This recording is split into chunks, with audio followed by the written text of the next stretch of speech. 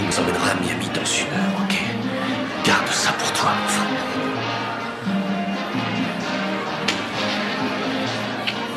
Je sais que c'est toi, Fredo.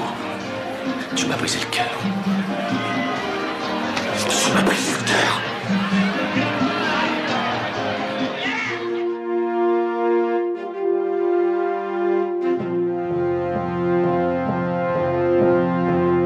Hello there.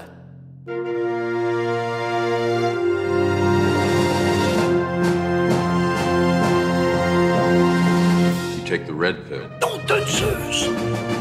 Wingardium Leviosa.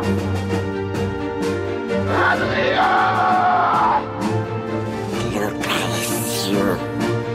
Get away from her, you bitch! What? Too close?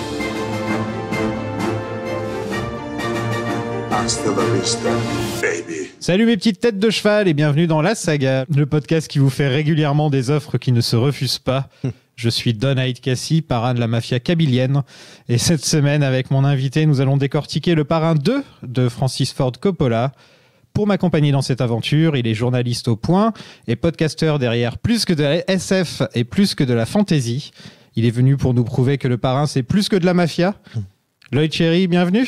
Bonjour et merci pour l'invitation, La Saga. Très heureux d'être là pour cette première fois. Et puis c'est rigolo, je pensais être un jour invité pour parler de science-fiction. Bah oui, pareil. De fantasy. Mais non, c'est la mafia, donc peut-être un jour c'est plus que du polar. Ah oui, pourquoi pas. Non, c'est vrai que j'ai pensé à toi parce que tu avais présenté une soirée Le Parrain hein, dans un cinéma, c'est ça? C'est ça, en fait, avant d'être tombé par... En fait, en gros, je devais animer 2 soirées, une sur le Parrain et une sur le Parrain 2. Malheureusement, le Covid m'a rattrapé, donc je n'ai pas pu faire le Parrain 1, mais j'ai pu faire le Parrain 2. Et c'est rigolo que je revienne ici pour parler du Parrain. Mais toujours pas le premier. Et toujours pas le premier, qui est pourtant mon préféré. Quelle est ta saga préférée? Attention, Dune n'est pas encore une saga. Dune n'a que 2 films et il en faut 3. Alors, je suis désolé, je sais qu'on n'a pas le droit d'en parler ici, mais ma saga préférée, c'est Star Wars. Non, en dehors de Star Wars? Il n'y a pas une autre en dehors de Star Wars? Tu comptes les jeux vidéo ou pas dedans? Ou c'est que cinéma? Cinéma, mais... Cinéma. Le Seigneur des Anneaux. Ok. La prochaine saga dont on va parler dans le podcast. Je sais, je vais écouter. Qu'est-ce que c'est le Parrain pour toi? Tu l'as découvert quand? Je l'ai découvert à 18 ans. Je m'étais acheté le coffret DVD Le Parrain quand il était ressorti, avec un beau coffret noir et jaune en cuir. Un petit peu, il y avait un petit peu côté cuir. Voilà, c'est ça. C'est comme ça que je l'ai découvert. Et puis, je l'ai découvert en DVD, puis je l'ai découvert en salle, puisque j'ai pu le voir. Le voir en salle aussi dans les années 2000, avant les années 2010. Et j'ai été extrêmement impressionné par le premier film, par le Parrain première partie, par le Parrain deuxième partie. Je pense que je considère le Parrain première partie comme étant un film parfait. Il fait partie de cette petite liste de films parfaits où quand on commence à le regarder, on veut aller au bout du film. C'est assez impressionnant. La première partie, pour moi, c'est le chef-d'œuvre, vraiment, c'est le Parrain. Et j'ai découvert la seconde partie qui m'avait déjà très emballé, que je trouve très intéressante pour différentes raisons, et on va en parler dans le podcast. Et la troisième partie, c'est un peu la déception, je pense, comme beaucoup de fans du Parrain, mais je n'ai pas encore vu le remontage de Coppola pour la version 4K qui vient de ressortir. Donc j'ai hâte de regarder ça, parce que ça m'intéresse de voir qu'est-ce qu'a fait le réalisateur. Mais c'est vrai que le Parrain, pour moi, avant tout, c'est les 2 premiers films qui ont été faits presque à la même époque et qui ont des thématiques fascinantes. Donc voilà, moi je me rappelle d'un choc vraiment quand j'ai vu le Parrain 1.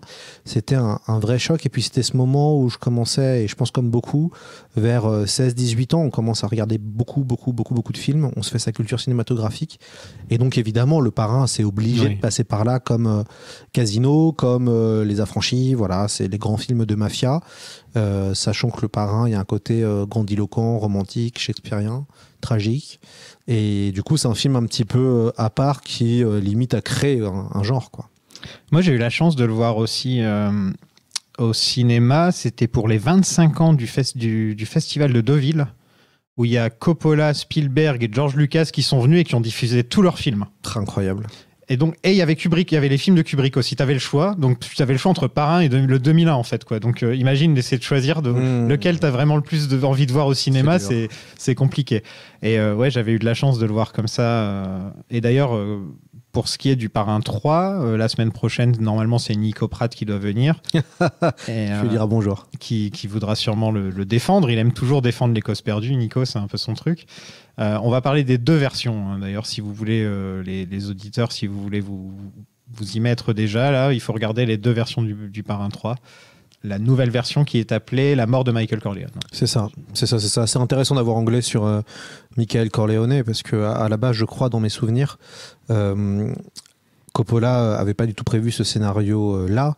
Il souhaitait que Robert Duvall revienne pour affronter Michael Corleone et ça ne s'est pas fait avec Robert Duvall qui demandait pas mal d'argent et d'être mis au même niveau que Al Pacino.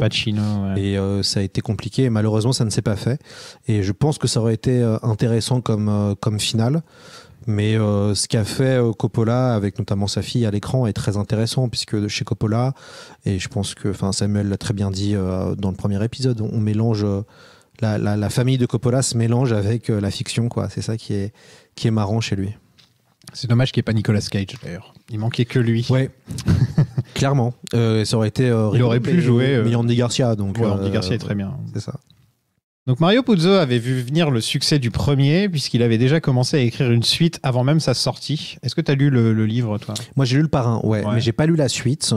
J'ai lu juste le premier roman. Il y a eu une suite, mais ça n'a rien à voir avec Le Parrain 2, si je ne me trompe pas. C'est ça, tout à fait. Ouais, tout à fait. C'est différent, mais en effet... finalement, d'ailleurs, Le Parrain, c'est un beau bouquin de 600 pages qui est publié chez Robert Laffont pour ceux qui voudraient le lire et qui mêle Le Parrain première partie et Le Parrain deuxième partie. Ouais, en fait, ça raconte aussi l'histoire de Vito. Je crois un chapitre, si je ne me trompe pas. C'est ça, pour Le Parrain deuxième partie. En fait, Francis Coppola a utilisé ce qu'il n'avait pas utilisé dans la première partie, qui est la jeunesse de Vito Corleone. Puisqu'en fait, Francis Coppola, il avait un scénario en tête qui était de raconter l'histoire d'un homme, d'un père et de son fils.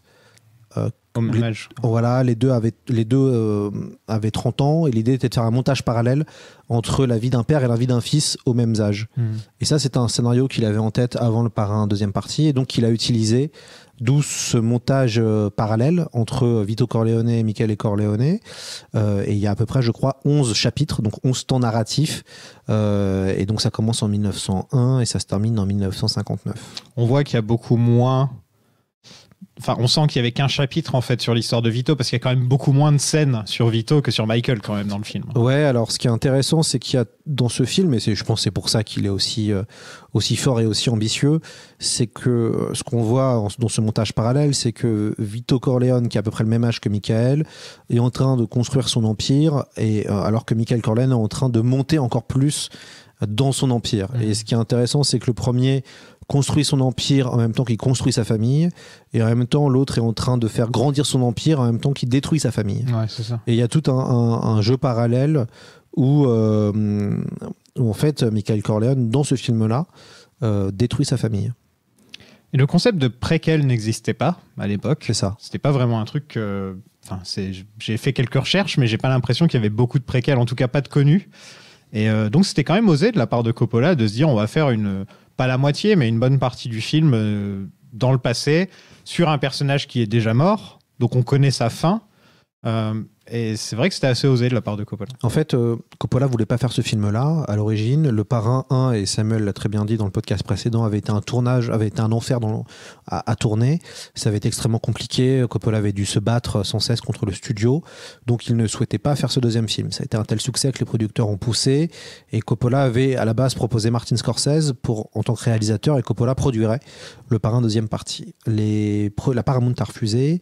Et donc Coppola a proposé plusieurs choses en pensant qu'ils allaient craquer, qu'ils allaient refuser. Ah, j'ai la liste. Voilà, t'as la liste de ce qu'ils allaient vas-y, je te laisse la dire. Déjà, les studios lui ont offert une grosse Mercedes pour le remercier du film précédent et aussi pour essayer de l'acheter pour la suite. C'est ça.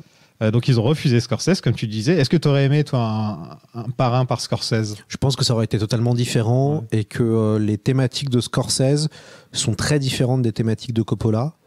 Et ça aurait pas été inintéressant, bien sûr, mais je pense que c'est beaucoup mieux que ce soit Coppola, puisque, comme je l'ai dit tout à l'heure, Coppola mélange des choses de sa famille à l'intérieur de ses films. Chose que fait aussi un peu Scorsese d'une certaine partie, puisque la mère de Scorsese joue dans pas mal de films. Mais je pense que c'était bien qu'il y ait une filiation, et je pense que Coppola a bien fait, puisque le tournage était très harmonieux, à l'inverse du premier. Scorsese,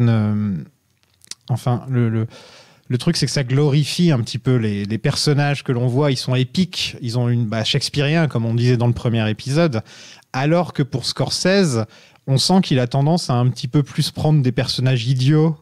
Quand on regarde Les Affranchis, il n'est pas du tout en train de les mettre sur un piédestal dans Les Affranchis. En fait, et c'est d'ailleurs très intéressant parce que dans Les Sopranos, donc dans la série mythique, je vois le coffret DVD ici, Blu-ray, pardon, on voit que la famille Soprano, et en tout cas les mafieux, adorent citer le parrain. Oui. Mais ils n'aiment pas Les Affranchis et Casino.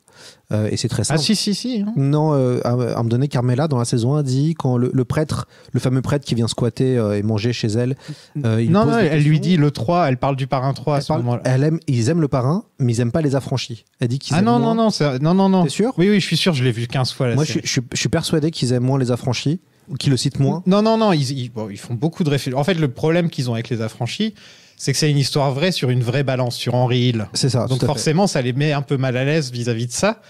Mais le truc, c'est qu'il y a eu énormément d'acteurs des Sopranos dans les Affranchis. Il y a Michael, Michael Imperioli, Dominique Chianese. Il y a Pussy, il y a Pauly, ils y sont tous. C'est ça. Mais non, si je me trompe pas, après peut-être que quelqu'un va me dire l'inverse, elle dit il adore le 1 et le 2, mais le 3, il se disait qu'est-ce qui s'est passé en fait. C'est ça. Et après, il parlait du parrain 3. Oui, tout à fait. Et après, je crois qu'elle évoque. Après, le prêtre demande que pense-t-il des Affranchis. Et là, il est coupé. On sait pas ce qu'elle dit. J'étais persuadé qu'en fait, on sent le prêtre qui est limite avec son popcorn en train de dire. Et alors, il aime Les Affranchis, le parrain. J'étais persuadé qu'ils aimaient moins, mais en fait, c'est très simple. Casino et Les Affranchis, ça montre une mafia qui est plutôt réaliste et qui ressemble à celle des Sopranos. Oui, c'est plus proche. Alors que le parrain, c'est un film validé par la mafia dans le fond, puisque ça met ça glorifie, en tout cas dans le parrain première partie, ça glorifie une vision de la mafia. Et malheureusement, quand on regarde un peu les faits divers et qu'on s'intéresse à la mafia, notamment napolitaine et compagnie, on voit qu'on est plus proche de la boucherie que de l'opéra classique qui a essayé de faire et qui a très très bien fait Francis Coppola. Coppola a fini par accepter, mais avec plusieurs conditions. Que la suite soit complètement connectée au premier, dans le but d'un jour montrer les deux films ensemble. Donc, je sais pas, faire 3h plus 3h20 comme ça d'un coup, c'est quand même... C'est ce qu'ils ont fait avec la mini-série Le Parrain. Oui, c'est ça, il y a une mini-série. Une mini-série, ouais, avec notamment des séquences qu'il n'y a plus dans Le Parrain deuxième partie qui avaient été mises, puisque le montage du Parrain 2 faisait 6 heures à la base. Et là, c'est chronologique, si je me trompe pas. Hein. Oui, c'est ça. Ils l'ont monté. On commence vraiment avec Vito jeune. C'est ça. Ils ont fait l'autre montage, le montage chronologique, ouais. Ouais, je pense que ça fonctionne pas aussi bien chronologique comme ça. Je pense que c'est plus classique. Ouais. Et la force du Parrain 2, et c'est peut-être ça aussi qui fait sa faiblesse. Il y a une vraie question sur ça, c'est que la force du Parrain 2, c'est que c'est en effet très ambitieux en termes de montage, en termes de récit. Et en même temps, ça dilue peut-être aussi un peu le récit, puisqu'il se passe des choses très fortes du côté de chez Michael et du côté de chez Vito. C'est fort, mais c'est plus lent et c'est plus mélancolique. Donc on a deux temps et on a deux films dans un même film. Mais c'est ce qui fait que le Parrain 2 est aussi, je pense, original, puisque comme tu l'as très bien dit, il n'existait pas de partie 2 avant ce film. C'était une des conditions aussi de Coppola. Et il s'est beaucoup battu avec les studios qui ne voulaient pas de partie 2 parce qu'ils avaient peur que le spectateur pense qu'on revoit le Parrain, en fait, tout simplement. Ouais, en fait, ce que tu veux dire par là, c'est que un titre avec le 2 derrière, ça n'existait pas avant. Ouais, en fait. Ça. Rocky 2 n'aurait pas existé, par exemple. Et après, le Retour vers le futur 2, enfin, tous ces films-là avec 2 à la fin, ou 3, au final, n'aurait peut-être pas existé si le Parrain 2 n'avait pas aussi bien marché. En fait. Ouais, et c'est marrant, on est en 74 quand le film sort, donc il n'y avait pas encore de suite officielle comme ça se faisait pas comme ça. Il y avait des suites. Non, sinon ça se serait appelé Michael Corleone contre quelque chose. Voilà. Ça aurait été un titre différent comme ça, ou Les Corleone ou un truc comme ça. C'est ça. Ouais. Ensuite, il demande qu'avant la production du film, il puisse réaliser Conversation secrète. Donc, il faut se dire quand même que Coppola a sorti Le Parrain 2 et The Conversation la même année. Il y a 10 ans où Coppola fait que des grands films, c'est cette décennie-là. Il est superbe. Les années 70 pour Coppola qui se termine avec Apocalypse Now, c'est dingo, quoi. Il n'y a que des chefs-d'œuvre quasiment. Et ensuite, il n'y a plus d'argent, donc il se retrouve à accepter un peu tous les films pour gagner un peu d'argent, quoi. C'est un peu ça la carrière de Francis. C'est ça, tout à fait. Et ensuite, il veut travailler pour l'Opéra de San Francisco.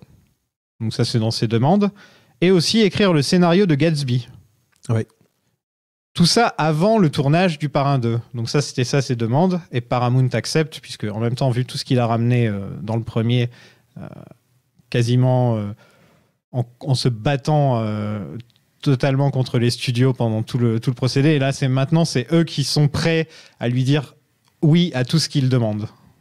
Ouais, et en même temps, il n'est pas crédité, mais il fait le scénario de Nos plus belles années de Sidney Pollack. Donc c'est rigolo, sur la page Wikipédia de Coppola on voit que c'est une année phase parce qu'il fait 3 scénarios, Patton, Nos plus belles années et Gatsby le magnifique. Donc, et il fait 4 films qui sont Le Parrain, La Conversation secrète, Le Parrain deuxième partie et Apocalypse Now, ce qui est plutôt quand même pas mal comme décennie en tant que réalisateur. Je savais pas qu'il avait écrit Patton. Ouais. Ah ouais. J'étais pas du tout au courant. Franklin Schnaffer, c'est un film de guerre assez. Oui, mais il est assez connu avec le grand drapeau derrière quand il fait le speech. Ouais, c'est surtout bien cette sûr, scène c'est cette séquence-là, voilà. qui est d'ailleurs utilisée comme la couverture du film. C'est l'affiche du film, je pense. Ouais, c'est ça. C'est ça. Al Pacino, par contre, déteste le script. Il a un gros problème avec le script, donc Coppola est obligé de réécrire des dialogues en une nuit. Ce qui est intéressant, c'est que Pacino a dit qu'il aurait joué quoi qu'il arrive. Mais qu'il avait fait exprès pour le pousser à donner le meilleur de soi-même. Ouais, c'est ce qu'il dit. Après, tu sais, il avait fait un beau bouquin d'interviews, d'entretien, Pacino, qui n'est plus édité maintenant, mais qui était super, que j'ai acheté en occasion. Et il raconte, c'est des interviews sur 40 ans. Et il parle du Parrain 2. Et justement, ça a failli pas se faire. Parce que... Il a totalement pété un plomb à ce moment-là, Pacino. Il était en grosse nervous breakdown à ce moment-là, c'est ça hein. Ouais, et puis en fait, il leur a imposé $1 million, ce qui était énorme pour l'époque. Et il a fait des propositions folles, et en fait, le studio lui a dit d'aller se faire foutre. Et donc, il a dû accepter de jouer Michael Corleone à un salaire moindre qu'il avait proposé. Et en se calmant, parce que le studio était prêt en fait à changer d'acteur. Et lui a fait comprendre. Bon, je pense qu'il l'aurait fait. Hein. Oui, parce que Le Parrain avait été un tel succès et voulait tellement une suite que ils auraient trouvé une solution, bien sûr. Mais du coup, c'était marrant. Pacino, quand il en parlait rétrospectivement, regrettait un peu cette période-là où il disait qu'il avait un ego de fou. Et en fait, ce qui est rigolo, c'est que Pacino prend la place de Marlon Brando dans le film, mais aussi, on va dire, iconiquement, parce que c'est à partir de cette décennie-là aussi où Pacino devient... le plus grand acteur de sa génération, avec peut-être Robert De Niro, et puis domine, on va dire, en tant qu'acteur pendant 30 ans le cinéma américain grâce à sa présence et à ses rôles. Moi, j'ai lu encore une autre interview de lui, où il disait donc qu'il était dans une période très dark de sa vie, à la limite du nervous breakdown, comme il dit, et qu'en fait, c'était difficile pour lui d'incarner un tel rôle. En fait, de se mettre dans la peau de Michael Corleone, il avait du mal à se mettre dedans parce que il était obligé d'aller dans un endroit trop dark de son subconscient, en fait, quand il jouait Michael Corleone. Ben, c'est sûr qu'il a, en tout cas dans cette variation de Michael Corleone, dans ce Parrain 2, je pense qu'il n'a jamais été aussi bon. La séquence du divorce est incroyable. Moi, c'est une séquence qui m'a beaucoup marqué. Alors qu'en fait, c'est entre guillemets qu'une séquence de divorce, mais c'est une séquence où Diane Keaton et Al Pacino s'embrouillent vraiment. Et Al Pacino est incroyable. Pour moi, c'est une des séquences très fortes de ce film. Et c'est vrai qu'il élève son niveau de jeu d'une manière impressionnante. Et puis, le rôle de Michael Corleone est quand même assez déprimant dans ce deuxième film. Je crois qu'il ne sourit pas une seule fois du film. Non. Si, quand il y a le flashback. Oui. C'est la seule fois, c'est quand il y a le flashback, parce que c'est l'ancien Michael. Ouais. Mais quand il se rappelle quand il part de chez lui pour aller s'engager dans l'armée, quand il se rappelle en fait, puisque Michael Corleone, il devient parrain pour protéger sa famille avant tout, c'est ce qu'on voit dans le premier film. Et du coup, il est pris par l'hubris et il fait un peu un pacte avec le diable à la fin du premier film aussi, quand il y a la séquence du baptême où en même temps qu'il y a le baptême, il est en train d'éliminer tous ses ennemis, et on voit que dans ce deuxième partie, Michael Corleone va encore plus loin puisqu'en fait il élimine son frère à la fin du film. De son côté, Robert De Niro, alias Bobby bien sûr, a failli être dans le premier Parrain plusieurs fois. Il a été considéré par Coppola dans le rôle de Michael, sauf que les studios voulaient quelqu'un de plus costaud et plus grand. Au final, ils ont eu Pacino, qui n'est pas forcément le cas. Ensuite, il a auditionné pour le rôle de Sonny, il n'a pas eu le rôle. Et il aurait dû jouer le rôle de Paulie, donc le mec qui est tué par Clemenza dans la fameuse scène du Cannelloni, j'arrive jamais à le dire. Et en fait, il a remplacé Pacino dans une pièce de théâtre et c'est pour ça qu'il n'a pas pris le rôle. Donc il aurait pu avoir un tout petit rôle dans Le Parrain, ce qui nous aurait... on n'aurait pas eu le De Niro dans le Parrain 2 à cause de ça, quoi, s'il avait joué ce petit rôle. Ouais, ce qui aurait été dommage, puisque c'est les deux meilleurs acteurs de leur génération, c'est eux deux, quoi. Donc c'est rigolo de les voir dans le même film. Et ils se croisent pas. Et ils se croisent pas du tout. Ça me fait penser à un autre film où ils se croisent, mais on les voit pas à l'écran. Presque pas à l'écran. Presque pas à l'écran. Ils ont fait 4 films ensemble. Il y en a un qui est horrible, La Loi et l'Ordre, si je me trompe pas. Oui, très mauvais. Avec 50 Cent. Oui, très mauvais film. Ouais. Il y a eu Hit, qui est un classique. Je pense qu'il n'y a rien à dire sur Hit. Un chef-d'œuvre. Ouais. Et Asia Irishman qui ferme parfaitement la boucle, en fait. Où je trouve qu'en l'occurrence, Pacino fait une plus grande... est meilleur dans le film, j'ai l'impression, que De Niro, mais parce qu'on demande moins à De Niro dans ce film, je pense, dans The Irishman. C'est un film un peu bâtard, The Irishman. C'est vrai que c'est assez décevant. Moi, j'aime beaucoup. C'est un film que j'aime beaucoup. Ouais, moi, quand je l'ai vu, j'étais assez déçu parce que je considère que c'est vraiment un film de la période des années 2000 de Scorsese. C'est-à-dire c'est un film qu'il voulait faire depuis longtemps. Et en fait, moi, j'ai considéré que Scorsese a quasiment déjà tout dit sur la mafia et que ce film-là ajoutait pas grand-chose de plus à la mythologie mafia. Je pense que c'est la vieillesse, en fait. C'est là, pour le coup, on s'intéresse à la vieille. Comment ces gens-là vieillissent. Sur le personnage de De Niro, ouais. Mais même sur Pesci. Oui, même sur Pesci, ouais. Mais c'est vrai que pour moi, il y a une forme de déception. Et je pense ne pas avoir été le seul à être déçu parce qu'on s'attendait énormément du casting qui est totalement incroyable. Et moi, j'ai trouvé ça assez un poil trop long. Malgré toutes les qualités du jeu d'acteur, toute la qualité de la réalisation. Enfin, on parle de Scorsese, donc c'est jamais mauvais. C'est pas mauvais, Scorsese. C'est juste que moi, par exemple, j'ai préféré largement Silence. Le précédent oui, mais là, c'est pas comparable. Ouais. Ou le Loup de Wall Street qui avait été fait avant. Moi, toute cette période, Loup de Wall Street, Silence, c'est un espèce de... Waouh. J'étais très, très enthousiaste. Et évidemment, j'irai voir le prochain Scorsese avec DiCaprio et je crois encore Pacino, encore De Niro. Ouais, De Niro est de retour, là. Donc Coppola trouvait que De Niro ressemblait à Vito, pas à Marlon Brando, mais à Vito, le personnage tel qu'il l'imaginait quand il était jeune. Est-ce que tu savais qu'il n'apparaît que 47 minutes à l'écran sur un film de 3h20 ? Oui. Et il ne parle quasiment qu'en italien. C'est ça. Je crois qu'il dit que 6 ou 7 phrases en anglais dans le film, un truc comme ça. Je crois que c'est quelque chose comme ça. Et il récupère l'Oscar du meilleur acteur.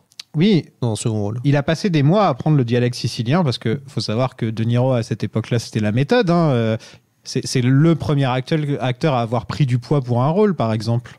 Si je ne me trompe pas, pour Raging Bull, c'était le premier acteur à vraiment changer physiquement pour incarner un personnage. C'est ça, c'est l'acteur studio, la fameuse méthode. Pour moi, le plus fort, ça n'engage que moi évidemment, le plus fort est Paul Newman, qui est pour moi le plus grand acteur américain, c'est mon acteur préféré. Ouais.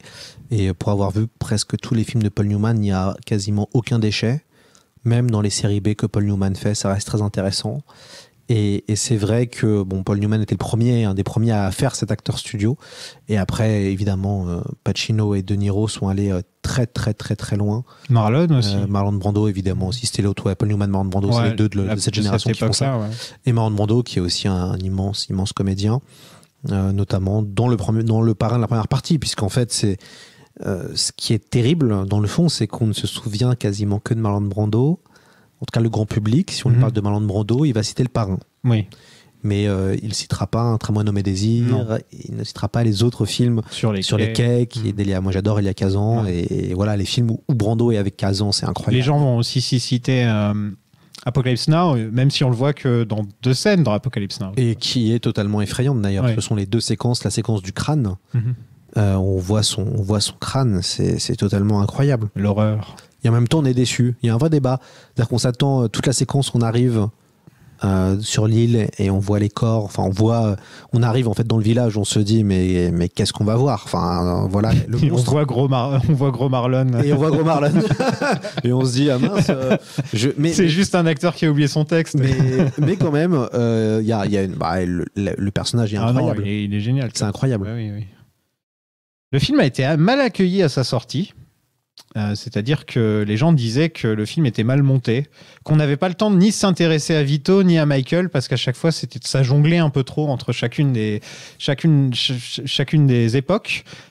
Et en fait, c'est que quelques mois après. Normalement, ça met du temps un film à ce qu'il soit revu et revu à la hausse. Là, c'est quelques mois après que les gens ont fait. En fait, on s'est trompé sur Le Parrain 2, quoi. C'est un film très moderne. Quand on regarde Le Parrain maintenant, nous, ça nous choque plus. On est habitué aux séries télé, à voir différents temps narratifs dans une série. Et c'est là où on voit que Le Parrain est finalement très moderne et continue à très bien vieillir. J'ai eu l'occasion aussi de le revoir là pour ce podcast avec les commentaires du réalisateur. C'est pour ça que je fais semblant de connaître, mais c'est grâce à Coppola qui parle lui-même de ses films. J'ai un peu préparé avant de venir. Et c'est vrai que c'est un film très moderne, très ambitieux, très efficace. Et qui ne vieillit pas, et ça pose toute la question, je pense, du genre. On a parlé des Sopranos qui je pense, est allé le plus loin possible dans ce qu'on pouvait faire avec la mafia. Ça a tué le genre du film de mafia, en fait. Alors, il y a une vraie question sur Boardwalk Empire, quand même, qui est arrivé quelques temps après avec un des scénaristes des Sopranos et qui reste de très bonnes. On n'est pas au même niveau, quoi. On n'est pas au même niveau, non, mais ça reste quand même très bien. Enfin, le dernier vrai film connu de mafieux qui est sorti, c'est Gotti. Oui. Avec Travolta. Et c'est une horreur pas possible. C'est très mauvais. Mais c'est limite drôle tellement c'est mauvais. En fait. Je pense que tu vois, le successeur de ça, du genre, ce serait peut-être Succession. Succession, c'est le successeur des Sopranos. Ça, c'est... Et même du Parrain. Ouais, même du Parrain, parce que finalement... lui avec ses 3 fils et tout. On retrouve... et puis on peut se dire que finalement, les Roy, c'est une forme de mafia aussi. C'est ça. Et ça peut faire penser... Regardez Succession, les gens. Avec la dernière saison qui se passe en Italie, à certaines séquences. Mais oui, c'est vrai que maintenant que tu le dis, j'y avais pas pensé, mais Succession, c'est Le Parrain, mais avec plus des milliardaires, en fait. Mais ça se rapproche beaucoup. Ouais. Si Vito était une ordure aussi. Si Vito n'aimait pas ses enfants, en fait, il y a aussi ça, quoi.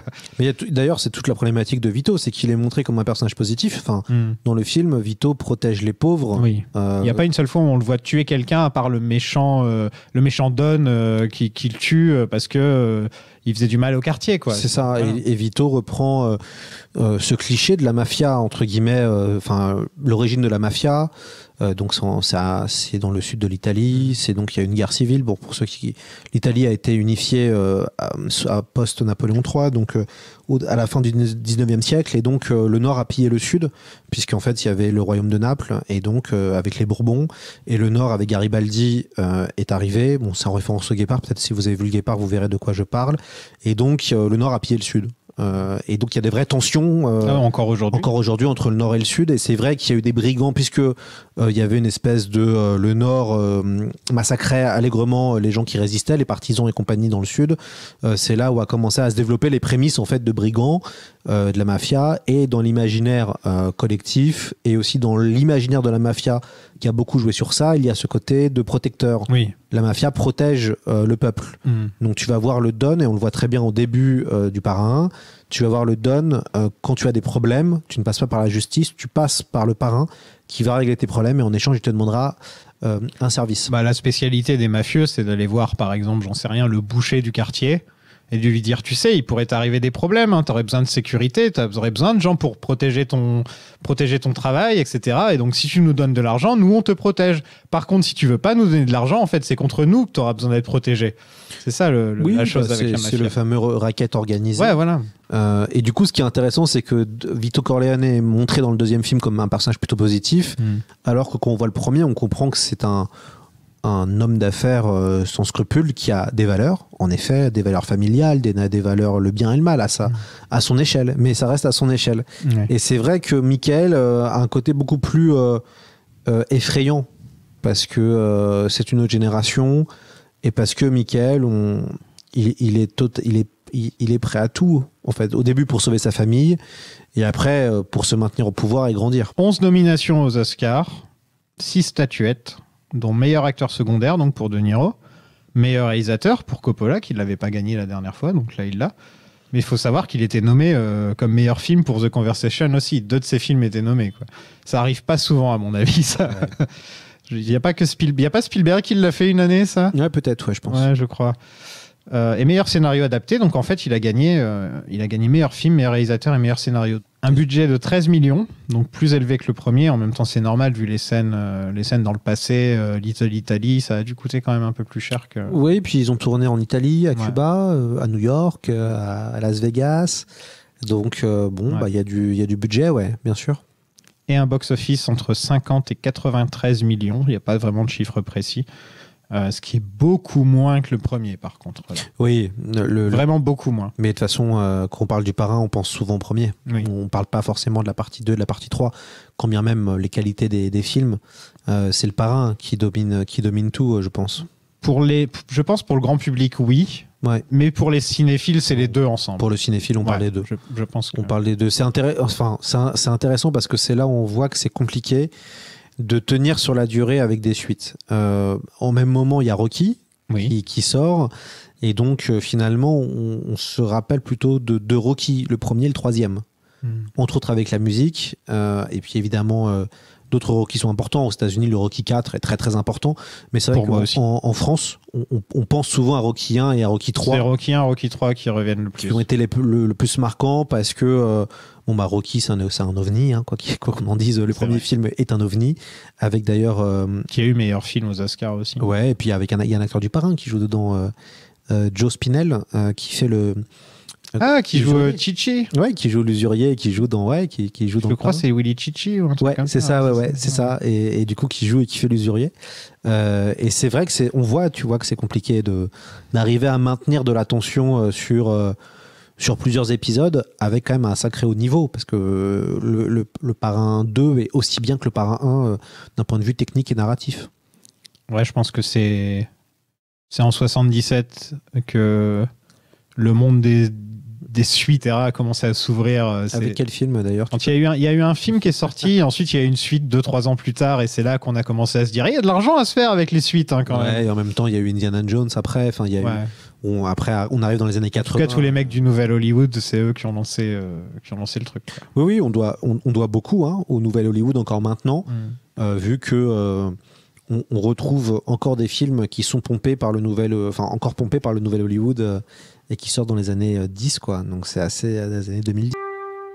Nous sommes en 1901 dans le village de Corleone en Sicile, et le jeune Vito Andolini vient de perdre toute sa famille aux mains du parrain local Don Ciccio. L'enterrement sicilien est annulé par des coups de feu. Donc il commence en perdant sa famille, et Michael finit en perdant sa famille. Oui, tout à fait. Donc on a vraiment le parallèle dès le début. Lui, il part aux États-Unis pour créer sa famille, vraiment la sienne, puisqu'il vient de perdre. Il a perdu sa mère, son frère et son père, tués par le même homme. Oui, par le parrain local. Alors c'est intéressant, puisqu'on est totalement dans le délire de la vendetta, qui est comme en Corse d'ailleurs, qui pollue entre guillemets une région où on s'entretue de génération en génération. Et c'est vrai que ça commence comme une tragédie, finalement. D'ailleurs, je crois que Coppola s'inspire d'un fait divers, puisque le corps on voit le corps d'un homme dans la terre. Donc on pense qu'on a Corleone, et en fait, il a repris plan par plan une photo qu'il avait vue dans un journal d'un homme qui avait été tué suite à des vendettas familiales. Ouais, quand il retrouve le frère. Là. C'est ça. Ouais. L'arrivée de Vito à New York, avec la musique, la Statue de la Liberté, t'as envie de chialer dès le début du film. Ouais, tourné à Trieste, c'est rigolo, cette séquence-là, elle est tournée en Italie. C'est une séquence très marquante, puisqu'en fait, en effet, dans l'imaginaire collectif de New York, il y a Ellis Island. Et voilà, il y a l'arrivée des migrants. Et c'est vrai que cette séquence-là a été totalement inventée, puisqu'elle n'a pas été réalisée à New York, mais vraiment en Italie, à Trieste. Et d'ailleurs, Coppola s'inspire de ce qui est arrivé à sa tante, puisqu'en fait sa tante est passée par là. Donc il raconte que toute la séquence de Vito qui est mis de côté parce qu'il est malade, c'est ce qui est arrivé à sa tante. Où ils mettent une croix sur le... Ouais, où ils mettent une croix. C'est ce que sa tante, la tante de Coppola a vécu ça. Et donc, il y a beaucoup de... Ce qui est intéressant dans le travail de Coppola, c'est comme il y a énormément de recherches, ça pullule de détails plan par plan. Et l'image de New York, donc de la Statue de la Liberté qu'on voit dans cette séquence-là, est en fait une photo qu'ils ont mis sur la fenêtre, tout simplement.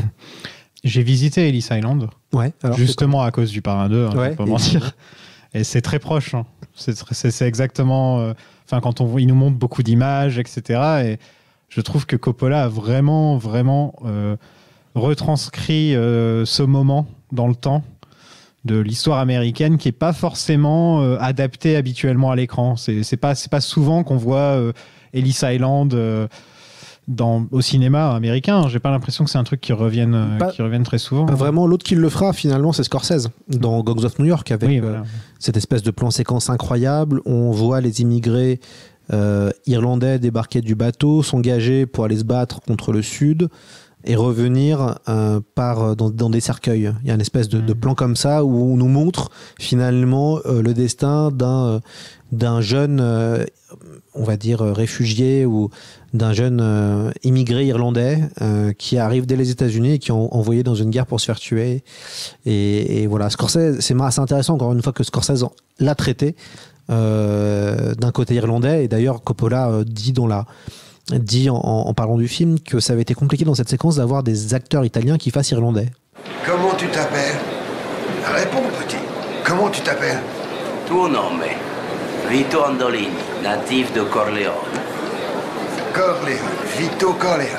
Du côté Michael, nous sommes en 1958 au lac Tahoe. On célèbre la communion du fils de Michael, tradition dans les films du Parrain de commencer avec une petite fête, bien sûr, où les gens demandent des services à Michael ou à Vito. La famille s'est embourgeoisée, il faut le dire. Comparé à ce qu'on voit dans le premier, la fête familiale italienne, et là, ça n'a plus rien à voir. Il y a un orchestre. Et surtout, c'est Connie qui s'est embourgeoisée. elle est à son deuxième mariage suite à la mort de son premier mari. Elle est pleine de bijoux, elle est plus ou moins ivre. Et elle représente tout à fait le changement des Corleone, en fait. Je trouve que rien qu'on voit Connie qu'au début du film et à la fin, et elle représente quelque chose... Enfin, je trouve qu'elle... C'est-à-dire que dans sa première scène, elle est contre la famille, elle déteste Michael, et à la fin, elle veut rejoindre la famille. Au moment où Michael vient de détruire la famille, c'est elle qui revient à la toute fin. Et j'ai trouvé que c'était assez intéressant, même si c'est vrai que Connie, Talia Shire, dans ce film, on lui donne que 2 scènes, si je me trompe pas. On lui donne vraiment rien à faire. On la voit quasiment pas. Ouais. En fait, le personnage de Talia Shire est très intéressante parce que c'est à partir d'elle que tout commence, puisqu'elle se marie avec la mauvaise personne. Oui. Ça veut dire que son mari trahira... À cause de Sonny. Voilà, son mari trahira les Corleone. Alors bien sûr, tu fais très bien de le préciser, à cause de Sonny, puisque c'est Sonny qui lui met la pression. Qui présente en tout cas son ami à sa sœur. Le fameux ami trahira la famille Corleone et obligera Michael à le tuer par la suite. Donc c'est par Connie que commence finalement le péché originel et en fait qui va mettre les germes de la destruction des décennies plus tard des Corleone. En effet, cette première séquence est un prolongement, la deuxième séquence est un prolongement de la scène du mariage. Les Corleone sont plus riches. On voit qu'ils ont des nouveaux ennemis, plus puissants. Sénateur. C'est le fameux sénateur. Qui me fait penser, même si c'est pas la même époque, c'est une sorte de Kennedy. Oui. Il est irlandais. On sent que c'est le peuple l'aime beaucoup parce qu'il est assez souriant. On sent le Kennedy un petit peu. Oui, parce qu'en fait, peut-être les auditeurs le savent pas forcément, mais le père de John Kennedy, Joe Kennedy, était un mafieux. Et qui a réussi à réaliser son rêve, qui était d'avoir un fils à la tête de la Maison Blanche. Donc il avait plusieurs garçons qui se sont plus ou moins fait la guerre pour être président. Et en fait, la mafia a très mal vécu que la famille Kennedy décide de s'occuper des mafieux, puisque Robert Kennedy... C'était Bobby surtout. Voilà, Bob Kennedy qui était... le procureur, entre guillemets, et qui traquait au ministère de la Justice, qui traquait la mafia. Et c'est vrai qu'il y a une petite référence, évidemment, au Kennedy. Alors, je ne sais pas si Coppola veut faire une référence directe, parce que je ne sais pas si à l'époque on savait que Joe Kennedy était un mafieux, peut-être. Mais en tout cas, ça fait écho à ça, oui. Bon, il n'était pas mafieux, parce qu'il n'était pas italien déjà. C'était plus un voyou, on va dire, comme ça. Oui, alors c'est des gens qui ont fait fortune notamment avec la prohibition, qui vendaient de l'alcool, et du coup, on parlait de Boardwalk Empire tout à l'heure, et c'est vrai que il y a toute une partie de gens qui ont aussi construit leur fortune dans ce moment-là, mais qui ont dû avoir quelques morts sur la conscience pour arriver à faire tenir un business comme ça. Enfin, en tout cas, Joe Kennedy n'est pas un enfant de cœur. Ah non, du tout. Et c'est vrai que on peut voir que Michael Corleone ne va plus se battre avec des petites frappes de la rue. Lui, maintenant, c'est contre l'État américain auquel ça se joue. Et les petites frappes, il veut même pas leur parler. Oui. Quand on voit Frank, j'arrive jamais à dire son Pantangeli. Ouais, c'est ça. Frank Pantangeli, qui est le nouveau Clemenza. Hein. Oui. Voilà, parce que Clemenza officiellement est mort d'une crise cardiaque. Sauf que la vraie raison, c'est que l'acteur voulait écrire ses propres dialogues et Coppola n'a pas voulu. Même si la veuve de l'acteur a dit des décennies plus tard que c'était pas vrai, qu'il y avait une autre raison, mais elle a jamais dit la raison. Donc, on saura jamais vraiment pourquoi. C'est dommage qu'il n'y ait pas Clemenza, parce que je trouve que ça manque justement le lien entre le premier et le deuxième. Ça aurait été plus sympa. C'est un personnage marquant quand même, Clemenza. Oui, notamment parce que par sa corpulence, c'est surtout ça. C'est un personnage qui est important physiquement, comme Sonny d'ailleurs. Ça fait partie des rares personnages physiquement imposants qu'on voit et qui ont, on va dire, une morphologie un peu différente. C'est lui qui avait ad lib la phrase laisse le flingue, prends les calés. Oui, tout à fait. C'est de l'impro. En fait, ce qui est très intéressant aussi, c'est à quel point Michael, son rêve, c'est d'être légitime. Il se heurte à des mecs comme ce sénateur qui passe son temps à le traiter de sale rital, en fait, qui lui dit avec tes cheveux huilés, on n'a pas envie que les gens comme toi viennent traîner chez nous. En fait, peu importe ce qu'il fait, même s'il essaie d'être légitime, il sera toujours rattrapé par le fait que c'est un sale rital pour les gens. C'est une des grandes thématiques du Parrain. Il y a aussi ça dans le premier film, cette question de respectabilité. La famille Corleone court après la respectabilité. Et d'ailleurs, même dans le premier film, Vito Corleone souhaite que son fils devienne avocat, peut-être pourquoi pas président. Enfin, il souhaite qu'il s'immisce dans le rêve américain et sorte de cette condition de voyou. Donc, en effet, ce fameux politicien qui représente les politiciens corrompus de l'époque, c'est toujours on va dire, entre immigrés, il y en a toujours le dernier arrivé, toujours plus faible pour les autres. Enfin, c'est toujours la même histoire. Ce qui est intéressant dans cette séquence, c'est que une des premières apparitions de Michael, il est dans l'ombre. On voit qu'il est dans son bureau, donc c'est la fameuse séquence de bureau, et on voit que l'ombre est sur lui. Enfin, il y a tout un côté dans sa façon dont il est filmé, dans la façon dont il s'exprime, dans cette économie de mots, comme son père. Il imite aussi son père. Voilà mon offre. Voilà. Rien. C'est ça. Pacino est génial. Pacino est incroyable. Et puis ce qui est drôle, c'est qu'on voit plein de second rôles aussi qui étaient dans le premier film et qui ont pris du galon, qu'on retrouve. Alneri, j'ai parlé tout à l'heure de Joe Spinell. Il y a plein d'autres types qu'on voit et qui vont pas forcément dire beaucoup de choses, mais qui sont de nouveau là. Et donc ça aussi, c'est sympa de retrouver des comédiens qui ont aussi vieilli et ça rend, c'est plutôt crédible d'ailleurs de voir les lieutenants suivre le maître. Donc Frank Pentangeli se plaint de l'absence d'italianisme pendant la soirée. Il essaie de mettre l'ambiance avec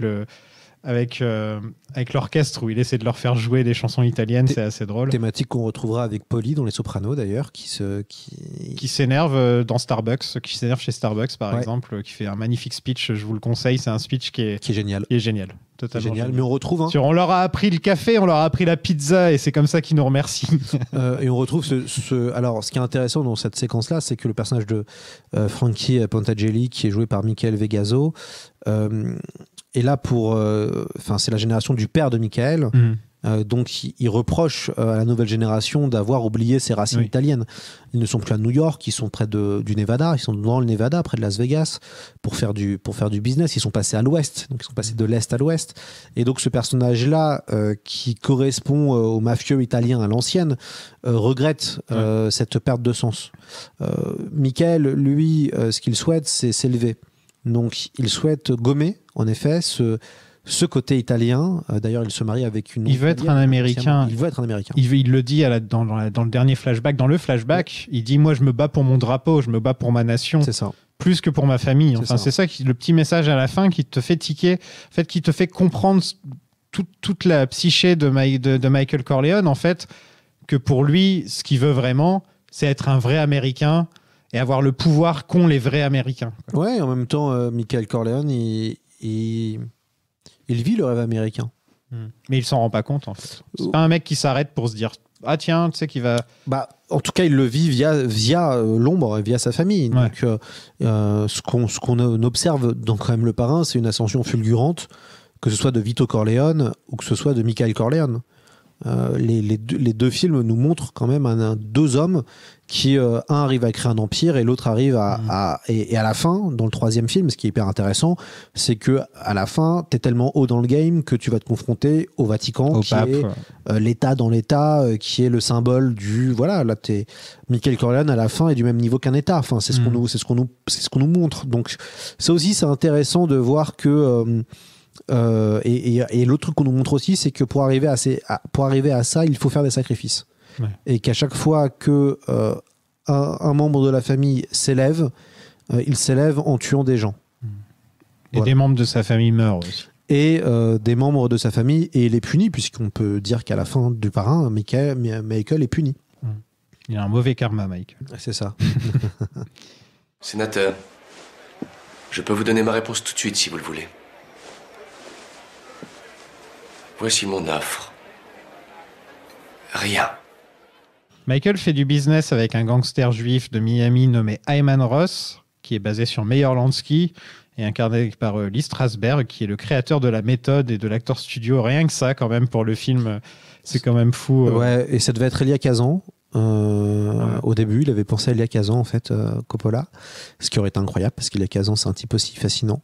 Mais le choix est très, très bon. Et puis, Meyer Lansky, il est assez peu connu, mais c'est un... Donc, il est dans Boardwalk Empire. Évidemment, puisqu'en fait, c'est un des plus grands mafieux de sa génération. C'est quelqu'un qui représentait la mafia juive. Il y avait la mafia italienne, il y avait la mafia irlandaise. Il travaillait avec Lucky Luciano à l'époque. Voilà. C'était à deux, ils faisaient tout leur coup ensemble. C'est ça. Lansky et Luciano. Et Bugsy Siegel était le mec en dessous, le plus jeune, un peu foufou. C'est ça. C'est Mo Green qui est basé sur Bugsy Siegel. Et Meyer Lansky, en fait, avec Lucky Luciano, ont créé ce qu'on appelait la Murder Incorporation, oui, qui était en fait un groupe de tueurs qui ont massacré des centaines d'ennemis. Et donc, ce qui est intéressant avec Meyer Lansky et Luciano, c'est qu'ils ont, on va dire, trouvé une technique d'industrialisation du crime où ils avaient vraiment un groupe je crois d'une quinzaine de personnes qui étaient des tueurs très confirmés et qui tuaient et massacraient tous les opposants. Et on n'avait jamais vu ça, on n'avait jamais vu une entreprise de crime aussi efficace. Et ça, c'est la force de Meyer Lansky qui a vraiment amené ce truc-là de création d'une structure de mafia et qui, on va dire, a automatisé ça avec des pratiques extrêmement expéditives. Donc c'est un mafieux sans foi ni loi qui a réussi à finir quasiment dans son lit. Ouais, il est fini en retraite tranquillement. En Israël, en Israël. Donc ce qui est intéressant, c'est que les vrais méchants s'en sortent toujours à certains niveaux. D'ailleurs, Meyer Lansky a envoyé une lettre à l'acteur qui jouait Ayman Ross pour lui dire: vous auriez pu faire de moi un personnage plus sympathique parce que je suis grand-père. Il a écrit. Ouais, après c'est fascinant, on est face à Meyer Lansky, c'est un psychopathe, c'est un prédateur. Enfin, à un certain niveau, quand t'es grand-père, je pense que c'est encore un autre délire, mais c'est des tueurs, ces gens-là. Donc c'est vrai qu'ils ont... ce qui est fascinant, c'est que ces types-là ont toujours été d'ailleurs attirés par Hollywood et attirés par l'image qu'on allait puisque quand même la mafia, ça joue beaucoup par réputation.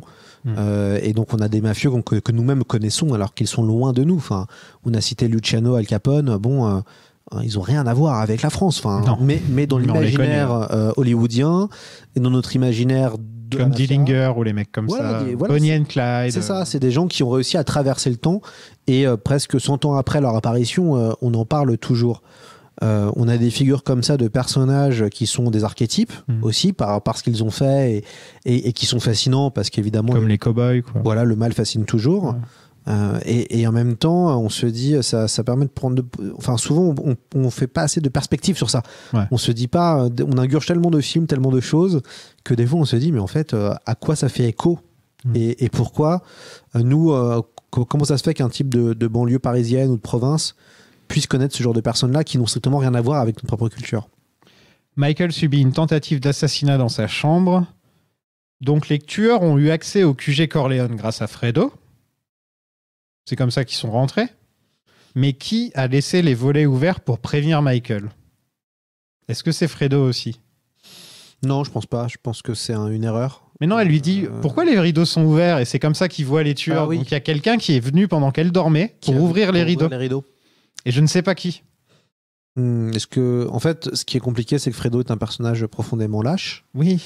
Donc il serait plus allé se cacher en dessous de son lit qu'autre chose. Voilà. Ouais. Ce qui est intéressant avec cette séquence, c'est que on renoue avec le film noir, avec les fusillades, parce que finalement, dans les films noirs des années 30, type Scarface et compagnie, on a... Les BB guns. Voilà, les BB guns, on a tout ça, quoi. Et c'est vrai que c'est rigolo que d'un seul coup, le film reprend son essence. On est dans un film de mafia avec les codes du genre. Non, on avait oublié un peu. On se disait, un film avec un sénateur et tout. Bah ouais, c'est vrai que quand... alors évidemment, on a cette première séquence où on voit la mort de la mère de Vito Corleone, qui est déchirante. On voit qu'on est dans un truc, on est dans de la tragédie, dans une espèce de bagarre de paysans, entre guillemets, avec les espèces de gardes du corps de ce mafieux qui ont des fusils de chasse à l'ancienne à 2 coups, quoi. Et c'est vrai que assez rapidement, et c'est bien parce que ça permet d'apporter une forme de tension narrative, on essaye de tuer Michael Corleone et ça a failli se faire. Et pire que ça, on a voulu toucher sa famille. Dans la chambre où sa femme dort, où ses enfants jouent. Ouais, c'est ça. C'est ça. Il le joue tellement bien, Pacino. Il le joue très bien. Et puis, ce qui est intéressant, c'est qu'il y a ce... et d'ailleurs, c'est un classique. Et Coppola en parle dans le making-of, où il aime bien ces séquences en robe de chambre. Il dit où finalement, ces puissants, à la fin, restent des hommes. Ouais. Donc, ce qui choque le plus Michael, c'est pas forcément qu'on est... Enfin... je pense qu'il choque plus Michael, c'est qu'on est que des gens ont pensé vouloir le tuer. C'est ça qui est une espèce de baffe il est ramené à sa propre condition. Donc voilà, lui qui pensait s'élever, il est tellement puissant qu'il est intouchable. Quelqu'un ose le défier. Chose qui n'était pas arrivée, on le comprend depuis la fin du précédent film. Donc depuis 5 ans, je crois que c'est 5 ans après, c'est ça à peu près Moins. Moins, ouais. Moins, je crois. Moins. Bien que non, attends, non, c'est pas le baptême de son fils dans le premier, c'est le baptême de son neveu. De Connie. De Connie, c'est ça, où il est parrain. Donc je sais pas, il doit avoir 3-4 ans à la mort du Don, le petit, je dirais, quand il joue avec, il a quel âge? 2-3 ans? 3 ans? Ouais. Donc on va dire 5 ans. Ouais, ça pourrait bien être 5 ans. Après, Tu as su ce qui s'est passé chez moi? Mike, j'ai failli en tomber raide. Tu sais qu'on a été... Sous mon toit! Dans ma propre chambre, là où dort ma femme! Où mes enfants viennent s'amuser avec leurs jouets. Chez moi. Du côté Vito, on est en 1917. Il a grandi. Il est devenu Bobby De Niro. Il y a pire. Il est marié. Il a un fils qui s'appelle Santino. Et il entre en conflit avec Don Fanucci, alias la main noire, qui le force à perdre son emploi. C'est tellement authentique ce qu'il arrive à retranscrire Coppola dans ses scènes. C'est-à-dire juste le petit détail, il vient de perdre son emploi, il refuse qu'on lui donne quoi que ce soit, parce que bien sûr c'est Vito Corleone, donc il veut pas. Enfin, la chose qu'il va faire en rentrant, c'est d'offrir une poire à sa femme. Et on sait que les fruits, ça coûte cher à cette époque-là, tu vois. Et il ramène une belle poire à sa femme pour la rendre heureuse. Et tu te dis, c'est limite un peu too much à quel point il est parfait, Vito, dans ce film par moment. Il a vraiment aucun défaut, contrairement à Michael qui en a des tonnes en fait. Il y a vraiment à ce niveau-là, c'est pas forcément bien balancé, je trouve, le fait que Vito n'a quasiment aucun défaut dans ces 2 films en fait, quand on réfléchit. En fait, d'ailleurs, ce qui est intéressant, c'est qu'on pourrait pas se demander si finalement toute la séquence de Vito Corleone n'est pas fantasmée par Michael. C'est possible. Ça se trouve, c'est les histoires qu'il a entendues quand il était petit, et c'est ça qu'il s'imagine, en fait. Alors, Coppola dit non. Enfin, je pense qu'il nous l'aurait dit ou nous l'aurait fait comprendre. Ouais, on aurait vu Michael regarder vers la fenêtre. On aurait vu quelque chose, mais c'est vrai que ça peut faire écho à ça, parce qu'en effet, on voit que Vito Corleone est montré comme un Robin des Bois. Oui, c'est ça. Hein. S'il devait avoir un défaut, c'est que c'est pas un mec bavard. Voilà, c'est peut-être la seule chose qu'on peut lui reprocher. Et donc les gens pensent qu'il est un peu simplé par rapport à ça. Faites le test, mais souvent si vous êtes dans une réunion et que vous ne parlez pas, ça inquiète les gens des fois. Parce qu'ils se demandent, mais qu'est-ce qu'ils pensent ? Ouais. Alors j'ai déjà fait le test, notamment surtout quand des fois on n'a pas envie de parler parce qu'on n'est pas légitime ou qu'on n'y connaît rien. Mais c'est vrai que certains, ça les inquiète. Qu'il y a un espèce de silence parce que... T'as un problème, ça va pas ? Ouais, voilà, tout à fait. C'est ce qu'on va dire, alors que des fois on n'a pas besoin. T'es juste là, t'as rien dit, c'est tout. C'est ça. Les rues de Little Italy sont tellement bien reconstruites. En fait, quand on pense Little Italy, Italiens qui viennent d'arriver dans le pays, tu fermes les yeux, tu penses à quoi ? Moi, je pense à Don Fanucci qui marche dans la rue pendant la festa et qu'on lui jette une orange, etc. Enfin, moi, je pense à cette image et aussi à Il était une fois en Amérique, en fait. Je trouve que les deux se tiennent par la main, en fait, un petit peu dans ces scènes-là. C'est vrai que impossible de ne pas penser Il était une fois en Amérique, qui est peut-être l'autre grand film de gangster de all the time. Et d'ailleurs, ce qui serait marrant, enfin ce qu'on peut faire avec ces films-là, c'est de les regarder chronologiquement en fonction de la date auquel les époques se passent. Donc ça serait assez rigolo. Mais il faudrait commencer par Il était une fois en Amérique, je pense. Et il se finirait avec Il était une fois en Amérique, parce que ça se passe dans les années 80. Là, à la fin, ouais, tout à fait. Enfin, si on ignore le Parrain 3, bien sûr. Si on ignore le Parrain 3, ouais. Il se passe quand, le Parrain 3, déjà ? Fin 70, non ? C'est pas un truc comme ça ? Ou plus tard encore ? Non, plus tard. Non, je pense qu'il y a toute une référence à Pie XI. Enfin, en tout cas, le pape qui était avant Jean-Paul II. Pie quelque chose. Pie XII. Ouais, Pie XII, voilà. Pete Clemenza, incarné par le regretté Bruno Kirby, lui demande de garder des armes au chaud. Et c'est comme ça, en fait, sa porte d'entrée dans le monde du crime, c'est quelqu'un qui vient frapper à sa fenêtre et qui lui dit hey, « Garde ça pour moi, s'il te plaît. » Et ça encore, c'est authentique. Ça fait vraiment... Ça pourrait être quelque chose qui serait arrivé à quelqu'un, je trouve, au niveau... Oui, puis il y a un truc qui est assez subtil, c'est la notion de bien et de mal. La notion de bien et de mal, elle est subtile. On peut faire le bien, on peut faire le mal tous les jours, en fait, dans le fond. Oui. Au travail, en famille. Donc, c'est l'engrenage. En fait, ce qui est intéressant, c'est que l'engrenage va vite. Et surtout, en maintenant, c'est même un cliché. C'est-à-dire qu'en fait, tu vas mettre la main et puis après, tu vas être avalé, quoi. C'est, c'est un peu ça la chose. Mais c'est vrai que ça commence très simplement. Et je pense que souvent, voler un tapis, quoi. Voilà, tout à fait.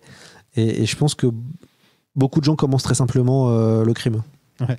Mais là, c'est très drôle. Enfin, je dois récupérer un tapis chez un ami. En fait, c'est quelqu'un qui va voler. Je trouve vraiment ça dommage qu'il n'y ait pas eu le vieux Clemenza.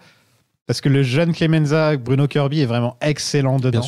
Bien sûr. Et j'aurais vraiment bien aimé avoir les deux. Je pense que ça aurait été encore plus intéressant à regarder comment Clemenza aussi a évolué par rapport à ce qu'il était quand il était jeune. Et j'ai l'impression que c'est le genre de personnage qui n'évolue pas, justement. D'ailleurs, on a le même parcours, finalement. On peut faire le rapprochement une nouvelle fois avec Les Sopranos.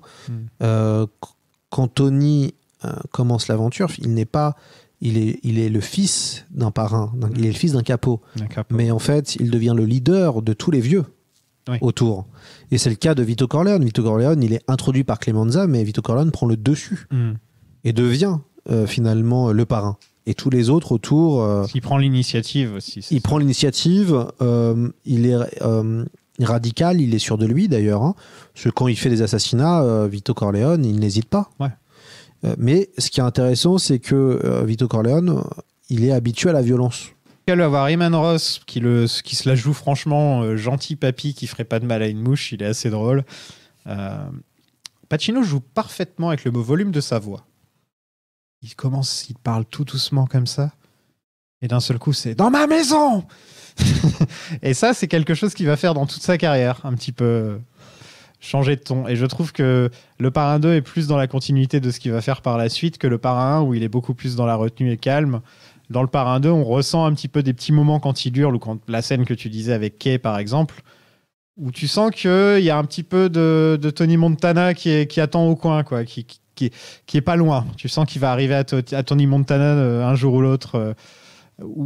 Parce que Pacino, en fait, c'est ça le truc. On dit tout le temps, il y a deux Pacino. Il y a le Pacino qui murmure au début de sa carrière et le Pacino qui hurle dans la fin de sa carrière.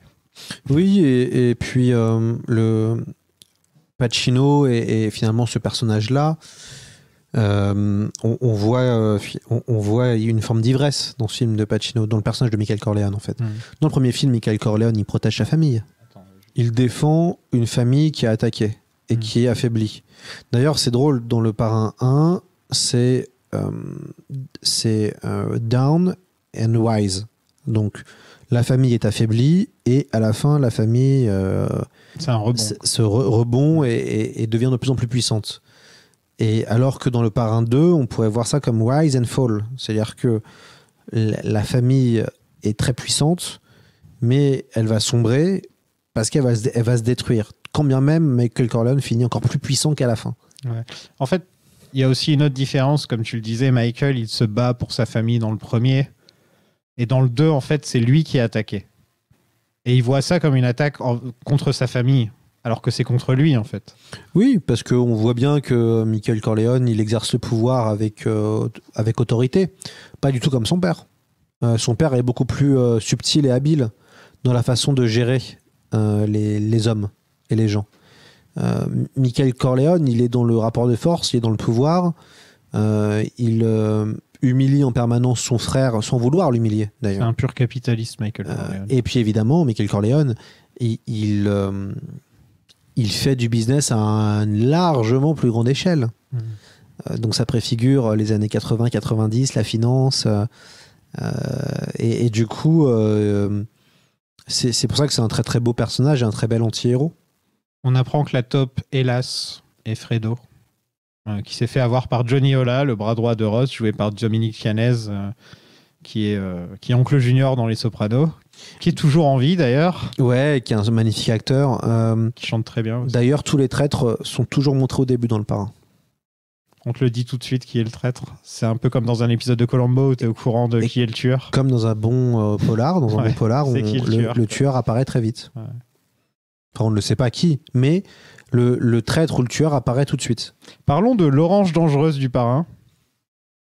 Est-ce que tu savais qu'il y avait un truc avec les oranges dans Le Parrain ?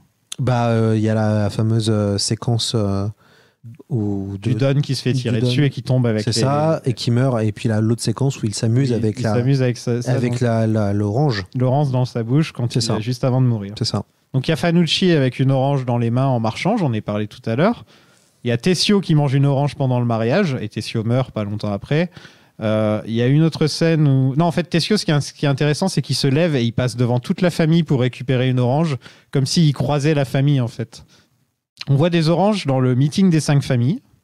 Clemenza qui cuisine. Johnny Ola qui en propose une à Michael. Dans la scène entre Tom Hagen et le producteur, c'est un truc qui revient énormément. Et en fait, la raison... D'après Coppola, c'est que déjà, c'était pas voulu à l'origine. Dans le premier, en tout cas, c'était pas un message, quoi que ce soit. Il n'y avait pas un message, mais qu'en fait, l'orange représente pour lui la mémoire de la Sicile. Pour les gens du Sicilien ou même d'origine italienne, quand ils mangent une orange, ça leur rappelle le pays. Et donc, ça rappelle des bons ou des mauvais souvenirs. C'est ça qu'il veut dire par là. Et on va revenir au Soprano. Dans la saison 1, Tony Soprano, il y a une tentative de meurtre contre lui. Oui. Et c'est quand il achète du jus d'orange. Oui. Voilà.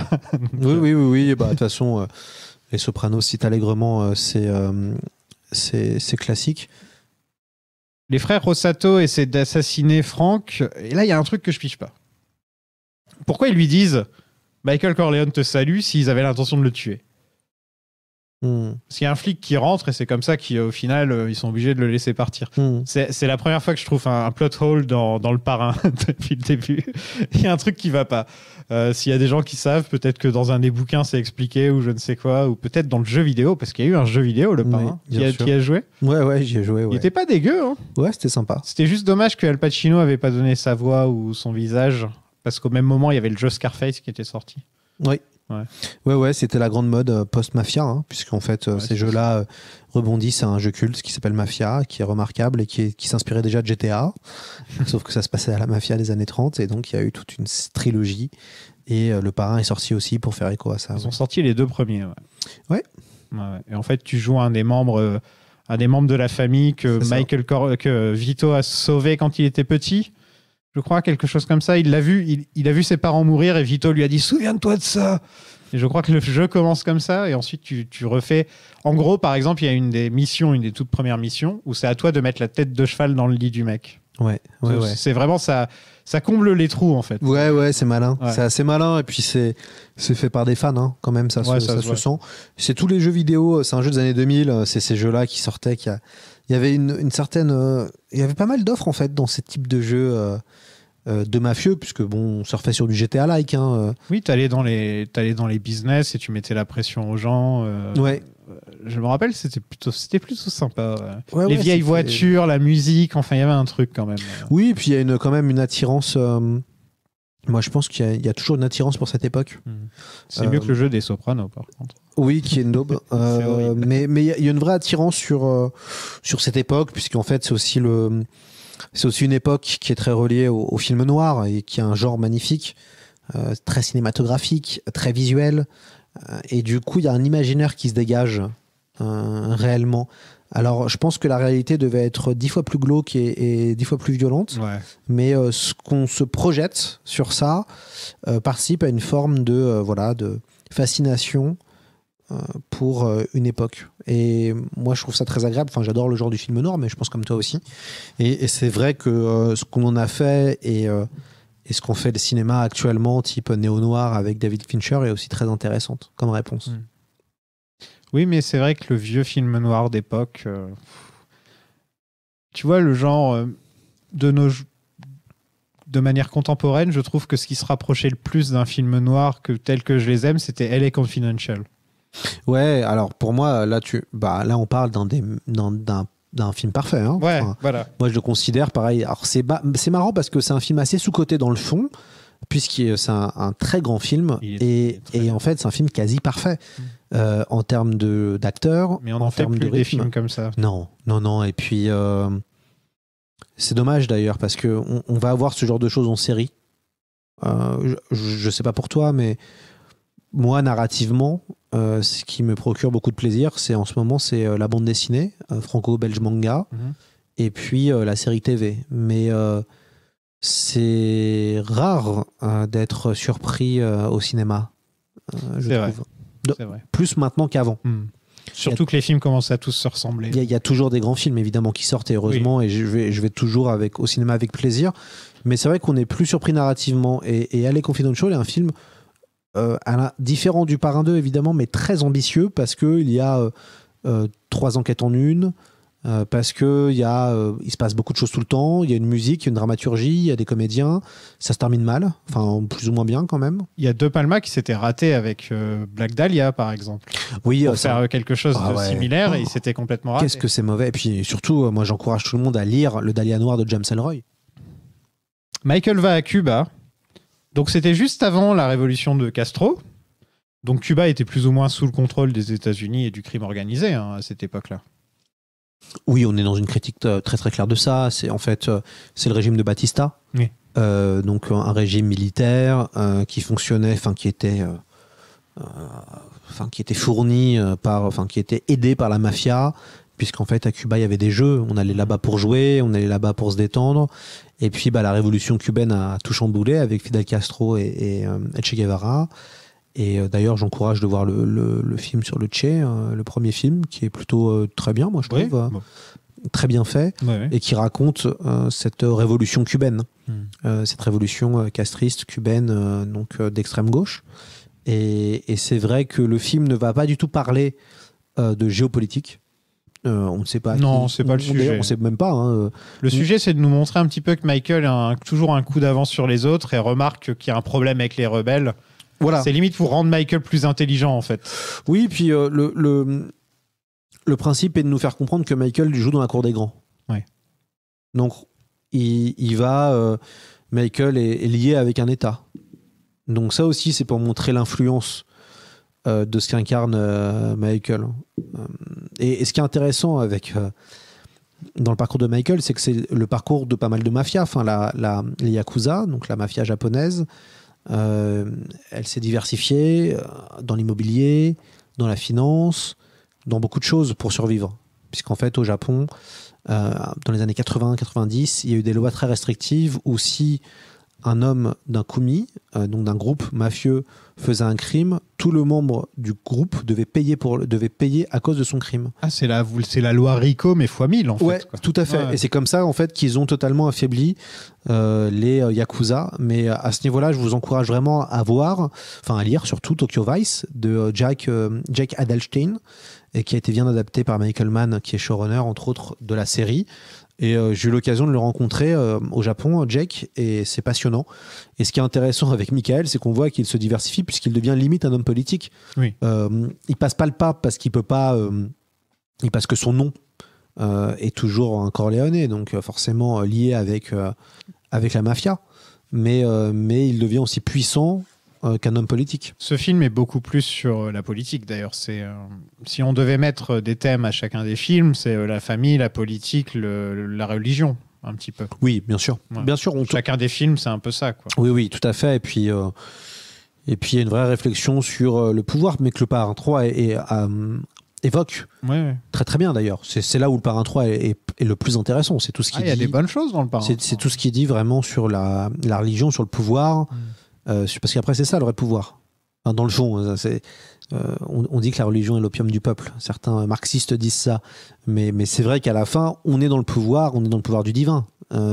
Et c'est toute la réflexion. Le Parrain peut se voir comme aussi une œuvre, une trilogie qui a une vraie réflexion autour du pouvoir. Ouais. Il pense pouvoir acheter toutes les erreurs qu'il a faites dans sa vie juste en allant donner de l'argent à la Banque du Vatican. Hein. C'est limite très cynique, sa manière de voir, Michael. Bien sûr. Et c'est ça qui est bien avec le Parrain, c'est qu'on en parle. Là, il y a plusieurs degrés de lecture. On peut, et puis à force de le voir en vieillissant, on voit aussi d'autres lectures. Ouais. Je pense que peut-être les pères de famille le voient différemment que quand on le voit la première fois et qu'on a 18-20 ans. Et voilà. J'aime beaucoup le coup du téléphone en or que tout le monde pèse avec les mains. Oui, c'est très drôle. Ah là là. Fredo fait une énorme erreur en montrant qu'il connaissait bien Johnny Ola.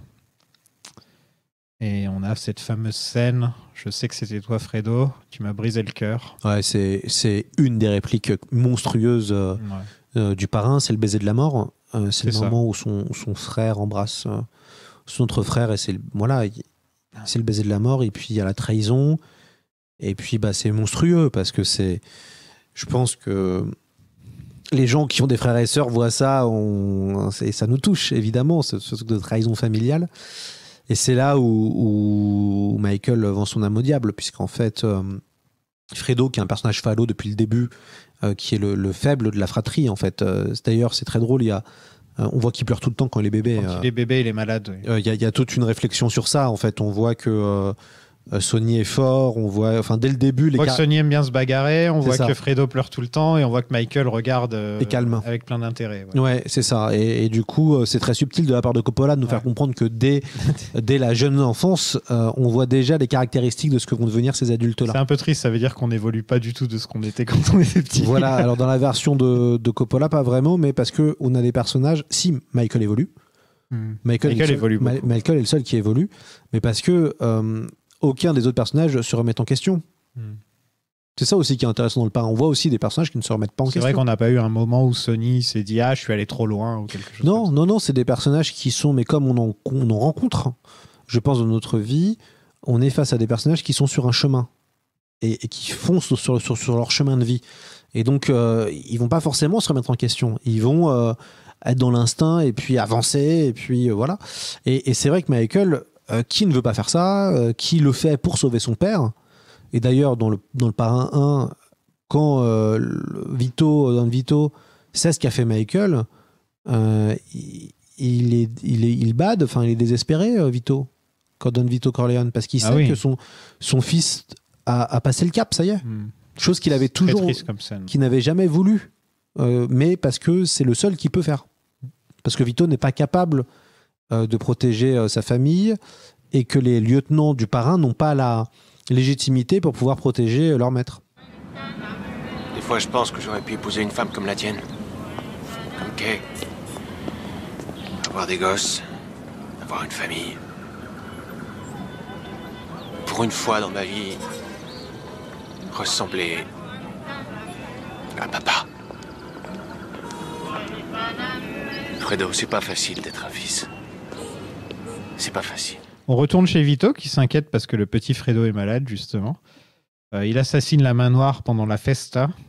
Vito qui le suit depuis les toits. Très belle séquence d'ailleurs. Je sais pas si ça c'était dans le bouquin. Je sais pas si c'est. Mais en tout cas, j'ai pas Coppola a le eu souvenir. cette magnifique idée de le faire suivre. C'est une sorte de. En fait, c'est un oiseau de chasse. Tu vois, c'est un aigle. Il est en hauteur comme ça, et il le suit. Ouais, c'est une séquence, c'est une séquence très intéressante. Il y a plein de séquences en fait qui marquent la rétine dans ce film. C'est ce qui fait sa force, hein. Réellement, c'est qu'il y a plein de moments. J'en parlais là, le moment. Il y a le moment de la vengeance. Quand le torchon brûle, par exemple. Bien sûr. Enlever l'ampoule pour que comme ça il la remette. Enfin, il y a plein de petits détails qui t'amènent jusqu'au meurtre. C'est pas juste une scène de violence pour une scène de violence, quoi. Non, mais c'est vrai que dans le Parrain 2, je peux citer 5 scènes qui m'ont marqué, par exemple. Comme le Parrain, justement. Mais c'est ça aussi qu'on voit. Le Parrain, il y en a plus encore. Oui, le Parrain, de toute façon, tout est iconique. Ouais, voilà. Mais c'est là où on voit vraiment c'est quoi l'essence d'un grand film ou d'un film qui est important pour nous, parce que des fois, on peut avoir des liens particuliers à un film qui est peut-être pas très bon, mais qui fait écho à peut-être des thématiques qui nous plaisent. Mais c'est vrai que dans le Parrain et dans le Parrain 2, il y a beaucoup de séquences extrêmement marquantes. Et à ce niveau-là, je suis tiré au même niveau que certains films de Kubrick. La force du cinéma de Kubrick, c'est qu'on a des séquences qui nous marquent réellement. Et c'est la force de son cinéma, moi je trouve, à Stanley Kubrick. Et c'est aussi la marque de grands réalisateurs. C'est qu'à travers des films, là je vois derrière votre animateur préféré une magnifique image du Lynch Planning. De David Lynch.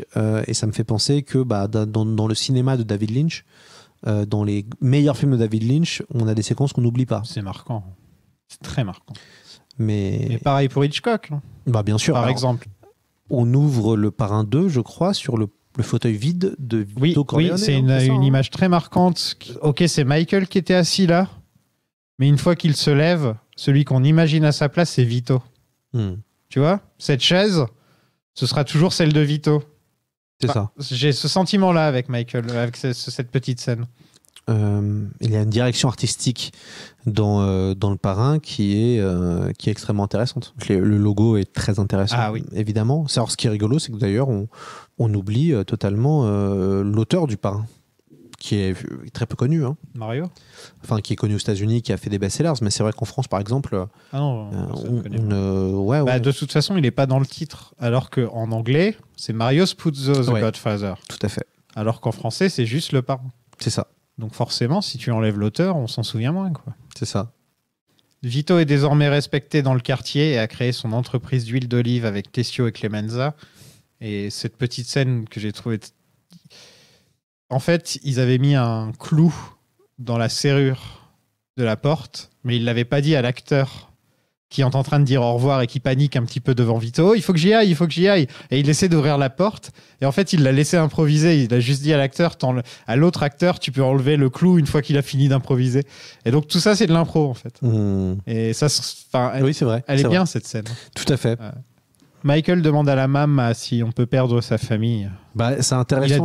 Il a déjà décidé de tuer Fredo, là, on est d'accord. Ah, mais je pense qu'il a pris sa décision quand il l'embrasse. Quand il l'embrasse. Il sait qu'en fait, dans sa logique, il est obligé d'abattre tous ceux qui veulent l'abattre. Sauf que Fredo voulait pas l'abattre. Fredo voulait juste avoir... Fredo est con. Oui, Je pense pas que de son point de vue, il voulait tuer son frère, en fait. C'est pas j'ai du mal à me dire, Fredo, de lui-même, s'est dit, je vais doubler mon frère. Je pense qu'il s'est fait totalement manipuler par Johnny Ola et c'est ça le truc. En fait, le problème de Fredo, c'est que c'est le point faible de Michael. C'est vrai. Ola attaque sur le point faible de Michael. Le point faible de Michael, c'est son frère. Donc, alors, ce qu'on aurait pu se dire, c'est que Michael, peut-être, bannit son frère ou l'exile et l'oblige à rester à un moment, quelque part. Et en effet, il pourrait se... Mais... c'est impossible et je pense que la mort de Fredo apporte d'autres choses. Enfin, en tout cas, c'est le nouveau pacte avec le diable que signe Michael, qu'il a déjà signé une première fois. Un comité contre le crime organisé a lieu au Sénat et Michael s'y rend. C'est une nouvelle fois dans le but d'être légitime et de ne pas passer pour un voyou, sauf que c'est un peu l'effet inverse. Il ramène le frère de Frank d'Italie pour lui mettre la pression. Ça, c'est magnifique comme c'est un coup d'échec qui fait en fait je ramène ton frère. Et on peut penser que c'est parce qu'il aurait honte de balancer devant son frère, mais il y a aussi juste l'insinuation en fait, je tuerai ton frère si tu me balances de toute façon. Donc il y a deux messages balancés ensemble quoi. Ce qui est intéressant dans cette séquence-là, c'est qu'en fait on voit que Michael aussi perd pied. Et on est toujours en montage parallèle avec Vito Corleone qui crée sa famille aussi. Oui. Donc ça joue d'autant plus, ça impacte d'autant plus ces séquences-là. J'ai l'impression qu'il pourrait très bien ne pas aller au Sénat. Il dit je pourrais plaider le 5e amendement et donc ne pas venir. Mais il décide de venir justement pour vendre cette image de vrai businessman qui n'a rien à voir avec la mafia. Mais ça, je pense que ça a dû avoir l'effet inverse parce que tout le reste de sa carrière... T'étais cité au Sénat à cette époque-là. Enfin, j'ai cette impression que d'avoir fait le choix d'être venu, ça a peut-être ruiné son futur sur longtemps, en fait, sur le long terme. Oui, en même temps, et puis il y a tout un jeu qui est que finalement mentir au Sénat, c'est pas grave. Oui. Tuer des gens, c'est pas grave, mais tuer son frère, c'est grave. Enfin, mentir à ta femme, c'est pas grave. Oui, en fait, dans le fond, le plus important à la fin, c'est ce sacrifice. Mais puis il y a une référence à la romantique avec le fameux témoin, d'ailleurs. Michael et Fredo discutent de la situation. On n'a pas trop parlé de John Cazale depuis le début. Très grand acteur, évidemment. Très grand second rôle. Dans un après-midi de chien. Acteur magnifique qui a une vraie gueule. The Deer Hunter aussi. Oui, The Deer Hunter, donc Voyage au bout de l'enfer. C'est ça. Où il fait un des 3 héros avec Christopher Walken et Robert De Niro. C'est un acteur qui a une vraie il est excellent dans un après-midi sensibilité. de chien. Dans un après-midi de chien, je pense que c'est peut-être avec Fredo, c'est peut-être non, mais c'est un immense acteur qui est mort trop jeune d'ailleurs. Mort très jeune. Ouais. Un grand ami de Pacino. Il devait se marier avec Meryl Streep quand il est mort. Oui, tout à fait. Ouais. Tout à fait. Ça, c'est une vraie gueule et puis ça fait qu'on n'en fait plus des mecs comme ça. Alors aux États-Unis, ils ont un vivier d'acteurs qui permet d'arriver à faire apparaître des gens qui ne viennent de nulle part et qui arrivent à percer d'un coup, vieux comme jeunes. C'est la force de mais bon là, c'est une telle industrie le cinéma là-bas qu'ils arrivent à faire apparaître ce genre de personnages et d'acteurs. Nous, on voit que c'est compliqué d'arriver à renouveler nos comédiens. On a plus ou moins tout le temps les mêmes acteurs qui jouent tout le temps les mêmes rôles. Bah, c'est là que une des choses que j'aime beaucoup dans Les Sopranos ou Les Affranchis, c'est que c'est des gueules. Ils vont te chercher des mecs du New Jersey, des mecs de New York qui parlent avec l'accent, qui sont souvent en surpoids. C'est authentique. Il n'y a pas forcément ça dans les autres séries, par exemple, ou les autres films où j'ai pas l'impression... En fait, on laisse pas assez notre chance aux gens qui sont pas forcément beaux de manière classique de nos jours. Oui, alors ce qui est intéressant, c'est que quand tu regardes Gomorrah, le docu-film qui avait été fait par Saviano, je crois, c'est ça, tu vois les mafieux italiens, ils sont tous gros, ils sont tous laids. Regarde Les Sopranos, il n'y a pas de beaux gosses dans Les Sopranos, hein, tu vois. Ah, peut-être Michael Imperioli qui fait mec. Ouais, ça va, ouais. C'est quoi qui lui dit déjà tu pourrais t'allumer une cigarette sous la pluie parce qu'il a un grand nez, c'est pour ça qu'il pourrait t'allumer une cigarette sous la pluie. Mais sinon, tu as totalement raison, il n'y a pas de... Puis dans Les Sopranos, il y a un côté monstrueux. Mais comme dans Le Parrain d'ailleurs, hein, ou comme dans Les Affranchis, comme dans Casino. Mais dans Le Parrain, t'as quand même Pacino, De Niro, c'est des beaux hommes, tu vois. Oui, alors c'est des hommes qui sont beaux, mais Pacino, il y a un côté monstrueux. Mais en effet, oui, bien sûr, c'est Pacino. Parce que John Cazale, tu vois, c'est pas une tête que tu vois encore dans le film. Même des mecs comme Steve Buscemi, on n'en fait plus des comme ça. Tu vois ce que je veux dire ? Ils sont, ouais, typiquement Steve Buscemi qui a joué dans pas mal de films de mafieux. Et dans Les Sopranos. Oui. Et dans Les Sopranos, encore une fois, et qui a une vraie gueule. Mais pour en revenir à John Cazale, il est totalement pathétique dans cette scène. Il est censé essayer d'en imposer auprès de son frère, mais il s'enfonce dans son siège de plus en plus, limite à être de manière horizontale au bout d'un moment, pendant que son frère, lui, il est dos à lui, et il regarde vers l'horizon, il regarde à l'endroit où Fredo va mourir, il regarde vers le lac, et Fredo s'enfonce de plus en plus, c'est pathétique, alors que c'est le moment où normalement il devrait se lever et dire « Michael, je suis ton grand frère », mais il n'y arrive pas en fait, il n'y arrive pas du tout, il est faible. Et jusqu'à la fin, il sera faible. Sauf qu'on sait que c'est une bonne personne. Ça se voit quand on le voit avec son fils, avec son neveu, avec le fils de Michael, où il veut aller pêcher avec. Mais il n'est pas fait pour ce monde, tout simplement. Fredo n'est pas fait pour ce monde. Oui, et en même temps, ce qui est intéressant, c'est que c'est réaliste. C'est je pense qu'on a plein de Fredo autour de nous. Oui, ça se trouve, on est le Fredo. On a plein de gens, enfin moi je pense que dans ma sphère professionnelle j'en ai déjà rencontré, et peut-être toi aussi, mais il y a plein de gens qui sont très gentils, qui sont toujours à voir, quoi qu'il arrive, décennie après décennie.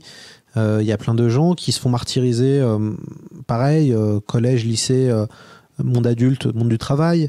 Et en fait c'est très compliqué parce qu'on se rend compte que dans certains milieux, il y a des profils qui malheureusement ne marchent pas et ne fonctionnent pas et c'est ça qui est difficile parce que quand même en fait Fredo il aurait pas dû, enfin c'est lui qui aurait dû de jamais être dans ce milieu-là ou qui aurait dû être préservé depuis le début. Mais comme Fredo est dans la copie, puisqu'il ne fait que copier ses frères, que ce soit dans le parrain 1 ou dans le parrain 2, il essaye de copier et de se donner une contenance. C'est un gros fêtard aussi, Fredo. C'est ça. Et puis, c'est aussi le seul noceur dans la famille. Alors, Sony, on sent que Sony a, on va dire, des prédispositions pour faire la fête et rigoler. Ouais, mais pas autant que Fredo. Fredo, on le voit à un moment où il présente tous les mecs à la soirée et il connaît les noms de chacun des mecs et il fait une blague sur chacun des mecs. Et tu peux te dire, Fredo, c'est le gars qui était fait pour organiser des soirées. Et Fredo, c'est quelqu'un qui a besoin d'exister à travers les paillettes parce qu'il n'a pas du tout confiance en lui. En fait, ce qui est intéressant avec ce personnage, c'est que c'est un personnage qui est très humain et qui est très crédible dans notre réalité. Et dans une famille inhumanisée, en fait. Déshumanisée, pardon. Parce que c'est vrai qu'un Michael Corleone ou un Vito Corleone, on n'en rencontre pas beaucoup dans notre vie, des gens comme ça. Et du coup, c'est vrai que Fredo...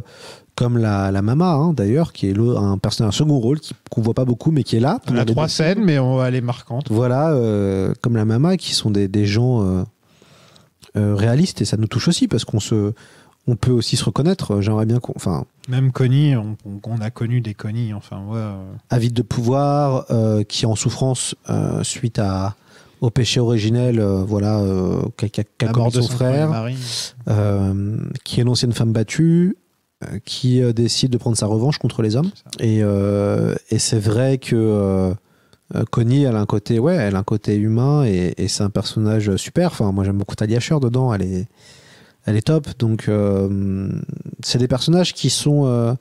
Le parrain, c'est avant tout des personnages qui nous touchent. Amis comme ennemis, d'ailleurs. Hein. Parce qu'ils sont tous touchants. À un certain degré. Hein. Ouais, c'est ça. On a vraiment l'impression de faire partie de cette famille. Vito Corleone, c'est la séquence où il joue avec son petit-fils, par exemple. Oui. Dans le premier film. Ou dans le deuxième film, c'est toutes ces séquences avec sa famille, quand il prend Michael dans les bras, quand il soutient sa femme. Quand toutes ces séquences-là, c'est des séquences qui permettent d'humaniser en fait le personnage et on peut se reconnaître à travers eux. Après, ce qui est intéressant avec Vito, c'est que Vito, il représente bien, c'est quelqu'un, comme tu l'as dit tout à l'heure, c'est quelqu'un de normal en fait. Ouais. Et en fait, tu ne peux pas être normal dans un monde où tout le monde s'entretue en permanence. Parce que aussi, la leçon du parrain, c'est que seuls les plus durs survivent. C'est moi l'aîné, le frère aîné, et tu m'as placé sur le ventre! C'est ce que papa souhaitait. Mais ce n'est pas ce que moi je souhaitais! Je suis à la hauteur, je suis pas un minus! Je suis pas ce que les gens croient! Un con, je pense, moi, et je veux qu'on me respecte! Kay demande le divorce et entre nous, personne ne peut lui en vouloir. C'est pas forcément un mari qui donne envie de rester avec, le petit Michael. Elle a avorté car elle ne voulait pas avoir un nouveau Corleone. C'est la dernière chose qu'il aurait aimé entendre, Michael. Lui qui était absolument omnibulé à l'idée d'avoir un deuxième fils. Ce côté très patriarcal. Parce qu'au final, Kay, on la voit pas beaucoup dans ce film non plus. On la voit encore moins que dans le premier, j'ai l'impression. Oui, et puis Kay, c'est un personnage qui est censé humaniser Michael Corleone. C'est elle qui apporte cette touche d'innocence dans le premier film et qui est cette touche complice dans le deuxième. C'est une des meilleures scènes du film, cette séquence de divorce. C'est là où Pacino est exceptionnel, littéralement. Tout ça sans rien dire, avant qu'il hurle. Qu'il explose, il explose, mais tout est sur son visage. Un petit peu comme la scène Quand il tue Solozzo et le flic, tu vois, où tu peux tout lire sur son visage. Tout à fait. C'est une séquence très forte. Et puis, évidemment, c'est aussi le refus du personnage de Kay qui n'accepte plus d'être complice de cette famille, d'être complice de ce système. Parce que ce qu'on comprend aussi, c'est que Michael Corleone, c'est avant tout un système aussi à l'intérieur de la famille. Et là, c'était vraiment très... faut absolument que j'ai un fils pour pouvoir avoir une... Oui, parce qu'il est dans Michael est omnubilé par reproduire le schéma de son père. Voilà. Et d'ailleurs, d'où la séquence où Michael regarde le fauteuil vide de son père. Où en fait, c'est comme si il essaye d'être comme son père, Michael. Mais il est impitoyable parce qu'il est froid. C'est quelqu'un qui a le sang. Enfin, on le voit dans le premier film d'ailleurs, mais on voit que c'est quelqu'un qui a... Et je pense que c'est parti de la mort de sa femme, de sa première femme, qui le fait changer. C'est à ce moment-là où... C'est vrai qu'on n'a pas trop eu l'occasion d'en parler dans le premier épisode de l'impact de la mort d'Apollonia sur Michael. Et c'est à ce moment-là où Michael devient progressivement un monstre. Quand on le revoit, ensuite, ça fait 1 an qu'il est de retour aux États-Unis et il va voir Kay et c'est plus du tout le même homme, quoi. C'est plus du tout le même homme. Oui, et puis il y a un côté mélodramatique d'ailleurs. C'est une séquence un peu mélodrame. C'est que Michael se met avec son deuxième choix. Oui. Donc... Mais qui était son premier choix à l'origine. Ouais. Mais ça reste son. Mais c'est vrai qu'il a mis 1 an avant de retourner voir Kay. C'est qu'il y avait, je me demande ce qui s'est passé avant. S'il a fait du speed dating, ce genre de truc. Non, je pense s'il était sur Tinder. C'est le fameux moment où je pense qu'il devient de plus en plus monstrueux. Donc Michael, il est dans il est finalement, comme il commence à cause et grâce à son père pour le protéger, il est dans quelque chose de la filiation et de la transmission. L'objectif est qu'il soit encore plus puissant que n'a jamais été un Corleone. Et du coup, la punition arrive dans le 3e film. On est d'accord que Kay est le seul personnage responsable de toute la saga, avec Tom Hagen peut-être, mais Tom Hagen est quand même mêlé à tout ça. Mais Tom Hagen est le deuxième fils. C'est le fils spirituel du parrain. D'ailleurs, qui est assez en retrait dans le deuxième film aussi. On le voit pas beaucoup. Hein. Le deuxième film est vraiment centré sur Michael et Vito. Ouais. Et c'est pour ça que c'est un film qui est, je pense, un poil moins bon que le premier. Parce que le premier, on voit beaucoup plus... En fait, les personnages sont plus mis au même niveau, tous. Limite, celui qu'on voit le moins, c'est Vito, au final, dans le premier. Ouais, mais la présence est tellement écrasante. Le syndrome Vito Corleone, c'est le syndrome d'Hannibal Lecter dans Le Silence des Agneaux. C'est-à-dire qu'Anthony Hopkins, on le voit 27 minutes, je crois, et on a l'impression qu'il est partout dans le film. Ouais. Mais il n'est là que 27 minutes, ce qui est assez fascinant d'ailleurs. Ouais. Et en fait, c'est un film... Avant tout, le parrain, c'est Marlon Brando. C'est lui, il écrase le film. Dans le parrain 2, c'est Vito Corleone, c'est Michael Corleone, c'est Al Pacino qui écrase le film. Et dans le parrain 3, c'est Sofia Coppola qui ruine le film. Moi, je la trouve pas mal. Moi, je fais partie des gens qui défendent Sofia Coppola dans le 3e film. Du coup, la logique aurait été qu'il y ait un autre personnage très fort dans le 3e film. Et peut-être ça aurait dû être, je pense, Robert Duval. S'ils avaient été allés au bout, je pense qu'on aurait beaucoup plus vu Robert Duval, qui avait vu aussi sa carrière exploser depuis. La maman est décédée. Donc Connie décide de revenir à la maison. Michael fait la paix avec Fredo juste pour l'attirer et le tuer. C'est quand même tragique, quoi. Enfin, c'est clairement pour qu'il soit là, pour qu'il soit au lac et il sait exactement comment il va le tuer déjà, quoi. Je ne comprends pas pourquoi il fait semblant d'être de nouveau son frère si c'est pour le tuer ensuite. C'est vraiment, vraiment cruel, quoi. C'est la perversion, je pense. Ouais. Enfin, on est face à un prédateur. Michael Corleone, à la fin, c'est un prédateur. Il attire dans son piège sa proie et puis... Sans l'odeur du sang. Et, voilà. Et oui. Et puis, il y a cette blessure qui est non fermée. Parce que ça reste une blessure pour Michael.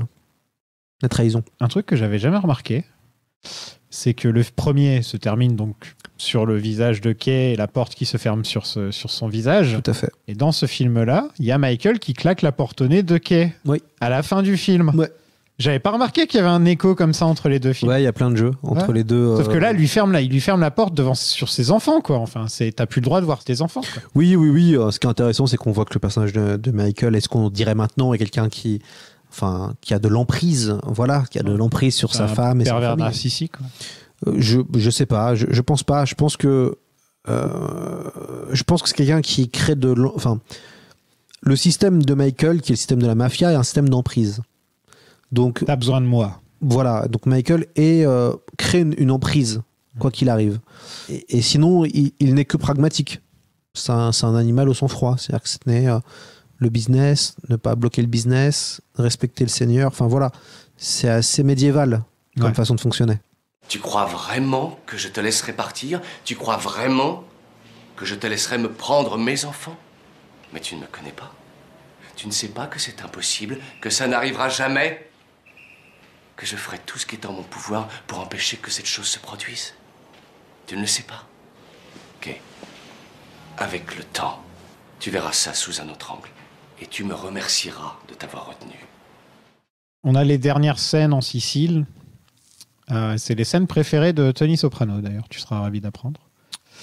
Ouais, toujours dans le fantasme du retour à la Terre. Exactement. Michael fait le ménage, comme à chaque fin de film. Ouais. Et donc Fredo dort avec les poissons. Ouais. C'est une fin... On peut se poser la question, comment faire aussi bien que la scène du premier avec le baptême? C'est impossible de faire aussi bien que la scène du premier avec le baptême. Donc quel est le deuxième meilleur moyen de le faire? C'est de nous briser le cœur, en fait. Ouais, on n'était pas aussi liés aux victimes de Michael dans le premier, à la fin, alors que là, on est lié directement à Fredo, donc ça fait beaucoup plus mal à regarder que les autres scènes. Le premier, la scène de fin du Parrain 1, c'est le triomphe de Michael. Dans le Parrain 2, c'est la défaite de Michael. Voilà. Et dans le Parrain 3, c'est la mort de Michael. Alors c'est ça aussi qui fait que ça a une vraie réflexion. Enfin, moi, j'ai hâte d'écouter le débat avec Nico Pratt sur la question, parce que normalement, quelqu'un comme Michael Corleone, il devrait être comme le personnage de Roy Logan dans Succession. Dans Succession, le grand héros Logan de la série, Logan Roy dans Succession, je pense que c'est quelqu'un qui n'aime pas ses enfants. Non. Ah non, ça c'est clair et net. Hein. Qui n'a pas d'affect. Non. Et je pense que quelqu'un comme Michael Corleone devrait être comme ça, logiquement. Donc tu penses qu'il devrait pas aimer sa fille, quoi. Après tout ce qu'il a fait, je pense... Enfin, logiquement, le personnage devrait perdre toute affection. Ouais, c'est un sans-affect, sociopathe. Alors, comme on est dans une tragédie, par contre, comme c'est un opéra tragique, le Parrain, évidemment, il aime sa fille. Voilà, après, c'est la référence à Shakespeare. En plus, c'est la fille de Coppola, donc forcément. Voilà, c'est la référence à Macbeth, c'est la référence à plein de choses, évidemment. Donc à la fin, voilà, on voit que le Parrain a quand même une once d'âme. Mais si on était un peu réaliste et pragmatique, je pense que le personnage devrait être insensible. Je vois ce que tu veux dire, surtout quand tu enchaînes les deux premiers, et surtout le 2, où tu sens qu'il n'a... Enfin, bien qu'il y a quand même les moments où il y a le dessin de son fils, ça le fait sourire. On sent que Coppola avait déjà mis des petites graines par-ci par-là, hein, quand même, par rapport à ça. Qu'il aime ses enfants, quoi. Il veut se battre pour ses enfants, il veut les avoir. Mais est-ce que c'est plus comme une possession ou est-ce que c'est plus comme sa vraie famille? Ouais, mais je pense qu'il y a tout un truc d'ego. Je le veux, comme ça ma femme ne les aura pas. Bien sûr, il y a un truc d'ego. Enfin, je pense que le personnage de Michael Corleone dans le deuxième film est totalement dans l'ego. Ouais. Et en fait, c'est la toute-puissance. C'est un personnage à la fin qui est dans une forme de toute-puissance. Donc, qui ne comprend pas le non. Parce qu'il peut tout faire. Et ça, c'est intéressant comme évolution. On termine avec un magnifique flashback de toute la famille Corleone à l'anniversaire de Vito. Est-ce que tu savais que James Caan a demandé à être payé autant que le premier film juste pour cette scène? Tout à fait. Ouais, tout à fait. James Caan a été très malin. Il a dit je veux le même salaire que pour le premier, mais juste pour une mini-scène. Ouais. Et puis Brando devait venir et il n'est pas venu dernière minute. Donc Coppola a réécrit la scène pour le retourner. Ils ont repoussé le tournage d'une journée pour pouvoir la tourner. Et au final, ce qui fait la puissance de cette scène, c'est qu'on voit pas Brando. C'est une super séquence. On le ressent, on sait qu'il est là, quoi, sans être là. C'est une super séquence de fin. C'est un super. C'est très bien de finir. La saga aurait pu se finir là. On serait pas là en train de se parler, par contre. Toi-même, tu sais qu'il faut une trilogie. Voilà. S'il n'y avait pas une trilogie, on serait pas là en train de se parler. Son numéro 3, ce n'est pas une saga. Enfin, c'est toi le spécialiste des sagas. Hein. Il faut 3 films. Donc, pour que Dune soit une saga, il faudra 3 films. J'adore que je suis considéré comme un spécialiste des sagas. C'était pas mon but, mais je me suis retrouvé. Qui scoltine toutes les sagas et qui parle de sagas des fois qui ne mériteraient pas un podcast. Je pense pas du tout, voire juste un épisode, pas 8 ou 5 ou 6. Je fais un épisode par film, c'est comme ça. Ah là. Mais t'as du courage quand même de faire Twilight et compagnie. Bon, c'était marrant. On voit que Michael, tout de même, n'a pas tant évolué que ça, parce qu'il choisit la solitude. Il choisit lui-même de rester dans la pièce, de fumer sa cigarette et de dire « je pars à la guerre, même si mon père ne veut pas que je le fasse ». Mais Michael, il s'isole pendant toute la saga. Voilà, et là, c'est dès le début, quoi. Même avant le premier film, il s'isolait déjà. Bah, Michael, c'est ce qu'on appelle un maverick en anglais. C'est un personnage anticonformiste qui refuse, qui veut sortir Top Gun, ouais. Qui, voilà, mais Maverick, c'était aussi un film avec Mel Gibson. C'est un anticonformiste qui ne veut pas suivre le chemin familial tracé.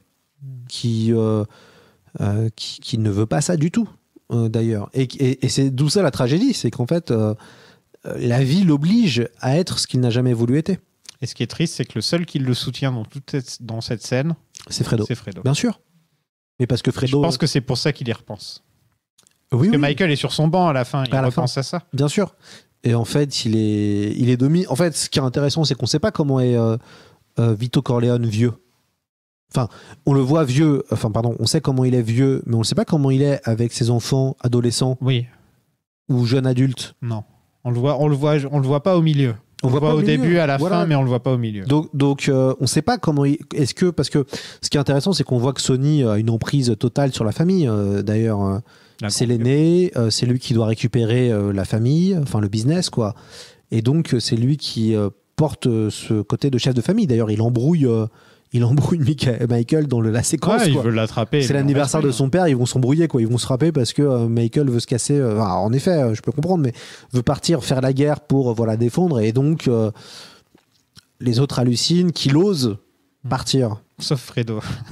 Sauf Fredo qui, de toute façon, veut plaire à tout le monde. Ouais. Fredo, c'est un personnage qui veut plaire à tout le monde. Et qui est humilié parce qu'il n'arrive pas à s'affirmer. Mais ce que te montre aussi le film, c'est que pour t'affirmer dans ce genre de famille, il faut être prêt à tout. Parce qu'à la fin, Connie, elle s'affirme. Connie, qui est le personnage phallo, aussi, comme Fredo, qui est victime dans le Parrain 1, elle s'affirme de plus en plus dans la saga.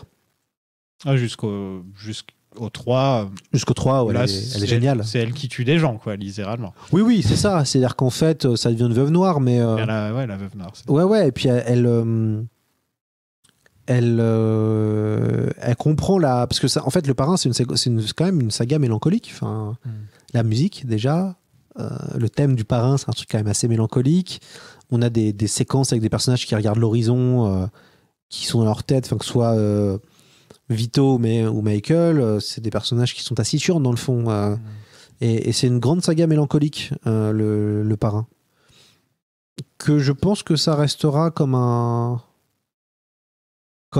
sequel très original et très intéressant. Parce qu'il n'y a pas de... Il y a peu d'exemples comme le Parrain 2 en termes de suite. La meilleure suite de tous les temps pour toi ? Je pense pas que c'est la meilleure suite de tous les temps, mais en tout cas, c'est une des suites les plus intéressantes de tous les temps, oui. Parce que le troisième film n'était pas prévu. Ouais. C'est ça, enfin... Le 2 non plus. Le 2, logiquement. Enfin, il n'est pas prévu quand même, au bout de 3 ans après, il se fait. Je pense, sans déconner, je pense que c'est la meilleure fin, la meilleure suite de tous les temps. Meilleure suite de tous les temps ? Ouais, c'est meilleur que l'Empire contre-attaque, c'est meilleur que The Dark Knight. Je sais pas, je pense que... C'est meilleur que Aliens, c'est meilleur que Retour vers le futur 2. L'Empire contre-attaque, ça reste très très très très bien quand même. Oui, je suis pas en train de dire ça, mais... Ce n'est pas parce que tu parles que tu es intelligent. Voilà. Non, là-dessus, je pense pas que ce soit la meilleure suite. Ok. Parce que j'ai demandé à Samuel, est-ce que Le Parrain est le meilleur film de tous les temps ? Et là, donc, la question logique, c'était est-ce que Le Parrain 2 est la meilleure suite de tous les temps ? De tous les temps ? Moi, je dirais vraiment... je suis désolé, je vais pas être très original. Je réfléchis là, dans ma tête, je suis en train de voir toutes les sagas, et je me dis, parce que tu as raison, souvent le deuxième est souvent décevant. Oui, bien sûr. C'est voilà. logique. Souvent, tu mets toutes les attentes dedans. Sauf l'Empire contre-attaque. qui est en fait plus intéressant parce que c'est là où tu as quand même la révélation parce que c'est pas George. finale, parce que c'est pas... Ouais, il y a plein de choses qui expliquent que c'est bien. C'est vrai, je pense qu'une grande raison, c'est que George était moins... Oui, puis puis bon, t'as quand même un rebondissement majeur à la fin qui, voilà, t'as un rebondissement majeur à la fin. Bon, voilà. mais c'est vrai que pour le reste, tu vois, je réfléchissais aux dernières grandes sagas qu'on a eues, que ce soit les 2 tours. Le Grand Pardon 2. Que ce soit Pardon 2. C'est vrai qu'on n'a pas parlé du Grand Pardon, mais c'est que je le ferai pour le 3. Je vais le garder pour Nico, le Grand Pardon. Mais mais ça reste, c'est peut-être la 2e meilleure suite de tous les temps, ce qui est bien déjà. C'est déjà pas mal. Ce qui est déjà bien, puisque c'est le 2, alors que Star Wars, c'est le 5. Je vous salue Marie, pleine de grâce. Le Seigneur est avec vous. Vous êtes bénie entre toutes les femmes. Et Jésus, le fruit de vos entrailles, est béni. Sainte Marie, Mère de Dieu, priez pour nous pauvres pécheurs.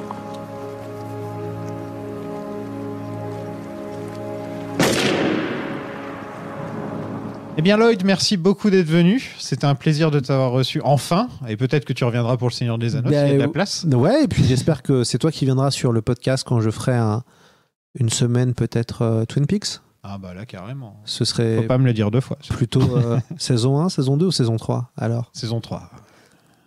Ouais? Ouais, saison 3. La plus compliquée. Ouais. C'est celle qui me tente le plus. Ah, mais c'est la plus intéressante à analyser, ça c'est sûr. Tu fais pas les Sopranos des fois? Les Sopranos, si je fais, c'est plus que du polar. J'avais un site web sur les Sopranos à l'époque de la saison 5. Si je fais, c'est plus que du polar, oui, avec grand plaisir. Ah oui, si tu fais plus. C'est vrai que Lynch peut un peu tricher et le mettre dans C'est plus que de la fantasy pour le côté fantastique. C'est polar aussi, ça rentre dans les deux. Évidemment, ouais. C'est évidemment polar. Mais c'est vrai que plus que du polar, c'est une bonne idée. Et je pense que là, tu pourrais m'inviter souvent plus que sur les 2 autres. Ouais, plus que sur les... Ah ouais, non, mais après, il y aurait des vrais trucs à faire sur, bien sûr. Ouais. Mais je note pour Lynch, ce sera avec grand plaisir. On peut te retrouver donc plus que de la SF, plus que de la fantasy. Toutes les semaines, alors le concept est simple, toutes les semaines... La veste. Voilà, la veste. Le concept est simple, 2 fois par semaine, j'invite auteurs, journalistes, universitaires, spécialistes à analyser des œuvres de SF et de fantasy. Récemment, j'ai fait un épisode sur Black Panther où j'analysais tout Black Panther en 80 minutes.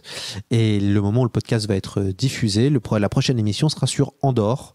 Okay. On se demandera si Andor est la meilleure. J'ai la réponse. Meilleure série Star Wars ou pas de tous les temps. Voilà. Ah, j'ai eu beaucoup à utiliser le bouton aujourd'hui. Pas mal, hein. Bon, merci beaucoup. Je t'en prie, merci à toi. Mamma mia! Merci beaucoup à vous d'avoir suivi cet épisode sur Le Parrain 2.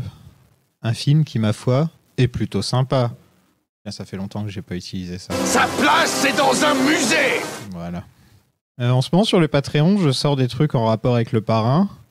Donc j'ai fait un petit épisode compagnon sur Le Parrain, où je parle un petit peu de tous les liens avec la mafia et les histoires vraies qui ont inspiré les 3 films.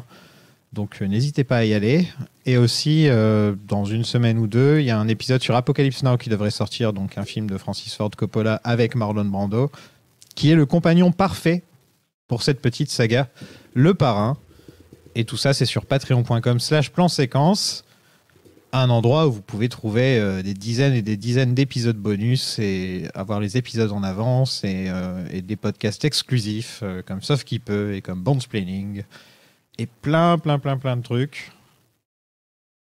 Et je voudrais remercier les plus grands contributeurs du Patreon. Rémi De Niro, Mehdi Soprano, Luna Brando, Ian Pacino, Selim Coppola, Seth Gandolfini, Sébastien Costello, Roman Genovese, Ocean Gotti, Lisi Luciano, Michel Moltisanti, Luis Falcone,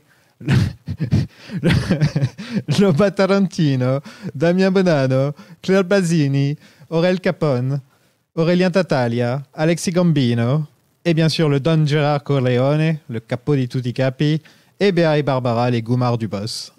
Ah, je me marre au milieu parce que je me rends compte que c'est vachement difficile de tenir un faux accent italien tout pourri comme ça pendant longtemps. C'est pas un truc que je fais tous les jours. Donc ouais, plein de trucs sur le Patreon en ce moment à vous mettre sous la dent. N'hésitez pas à nous suivre sur Twitter, @lasagapod. On est bientôt 2000 sur Twitter. On approche petit à petit des 2000. On doit être à 1990 ou quelque chose comme ça. Donc peut-être que l'un ou l'une d'entre vous pourrait être la 2000e personne à nous suivre sur Twitter, avant que Twitter, bien sûr, ne décède à cause d'Elon Musk. Il y a aussi un Discord avec le lien dans la description où on discute de toutes les sagas et de plein d'autres trucs. Donc n'hésitez pas à le rejoindre. La semaine prochaine, je vous parlerai du Parrain 3. Un film qui est plutôt détesté, comme vous avez pu l'entendre dans le premier épisode. Et on va se pencher un petit peu sur les deux versions qui existent, dont la nouvelle version, La mort de Michael Corleone, et la Director's Cut de Francis Ford Coppola. On va essayer de parler des deux et de voir déjà quelle version est la meilleure. Et aussi, est-ce que le film mérite autant de haine ou pas, avec le recul, maintenant qu'on est moins à chaud. Voilà, je vous remercie encore une fois. Et merci à tout le monde qui m'envoie des super beaux messages pour me dire que le podcast est bien, etc. Ça me fait vachement plaisir. Je crois que vous avez plutôt apprécié l'épisode sur le Parrain 1, donc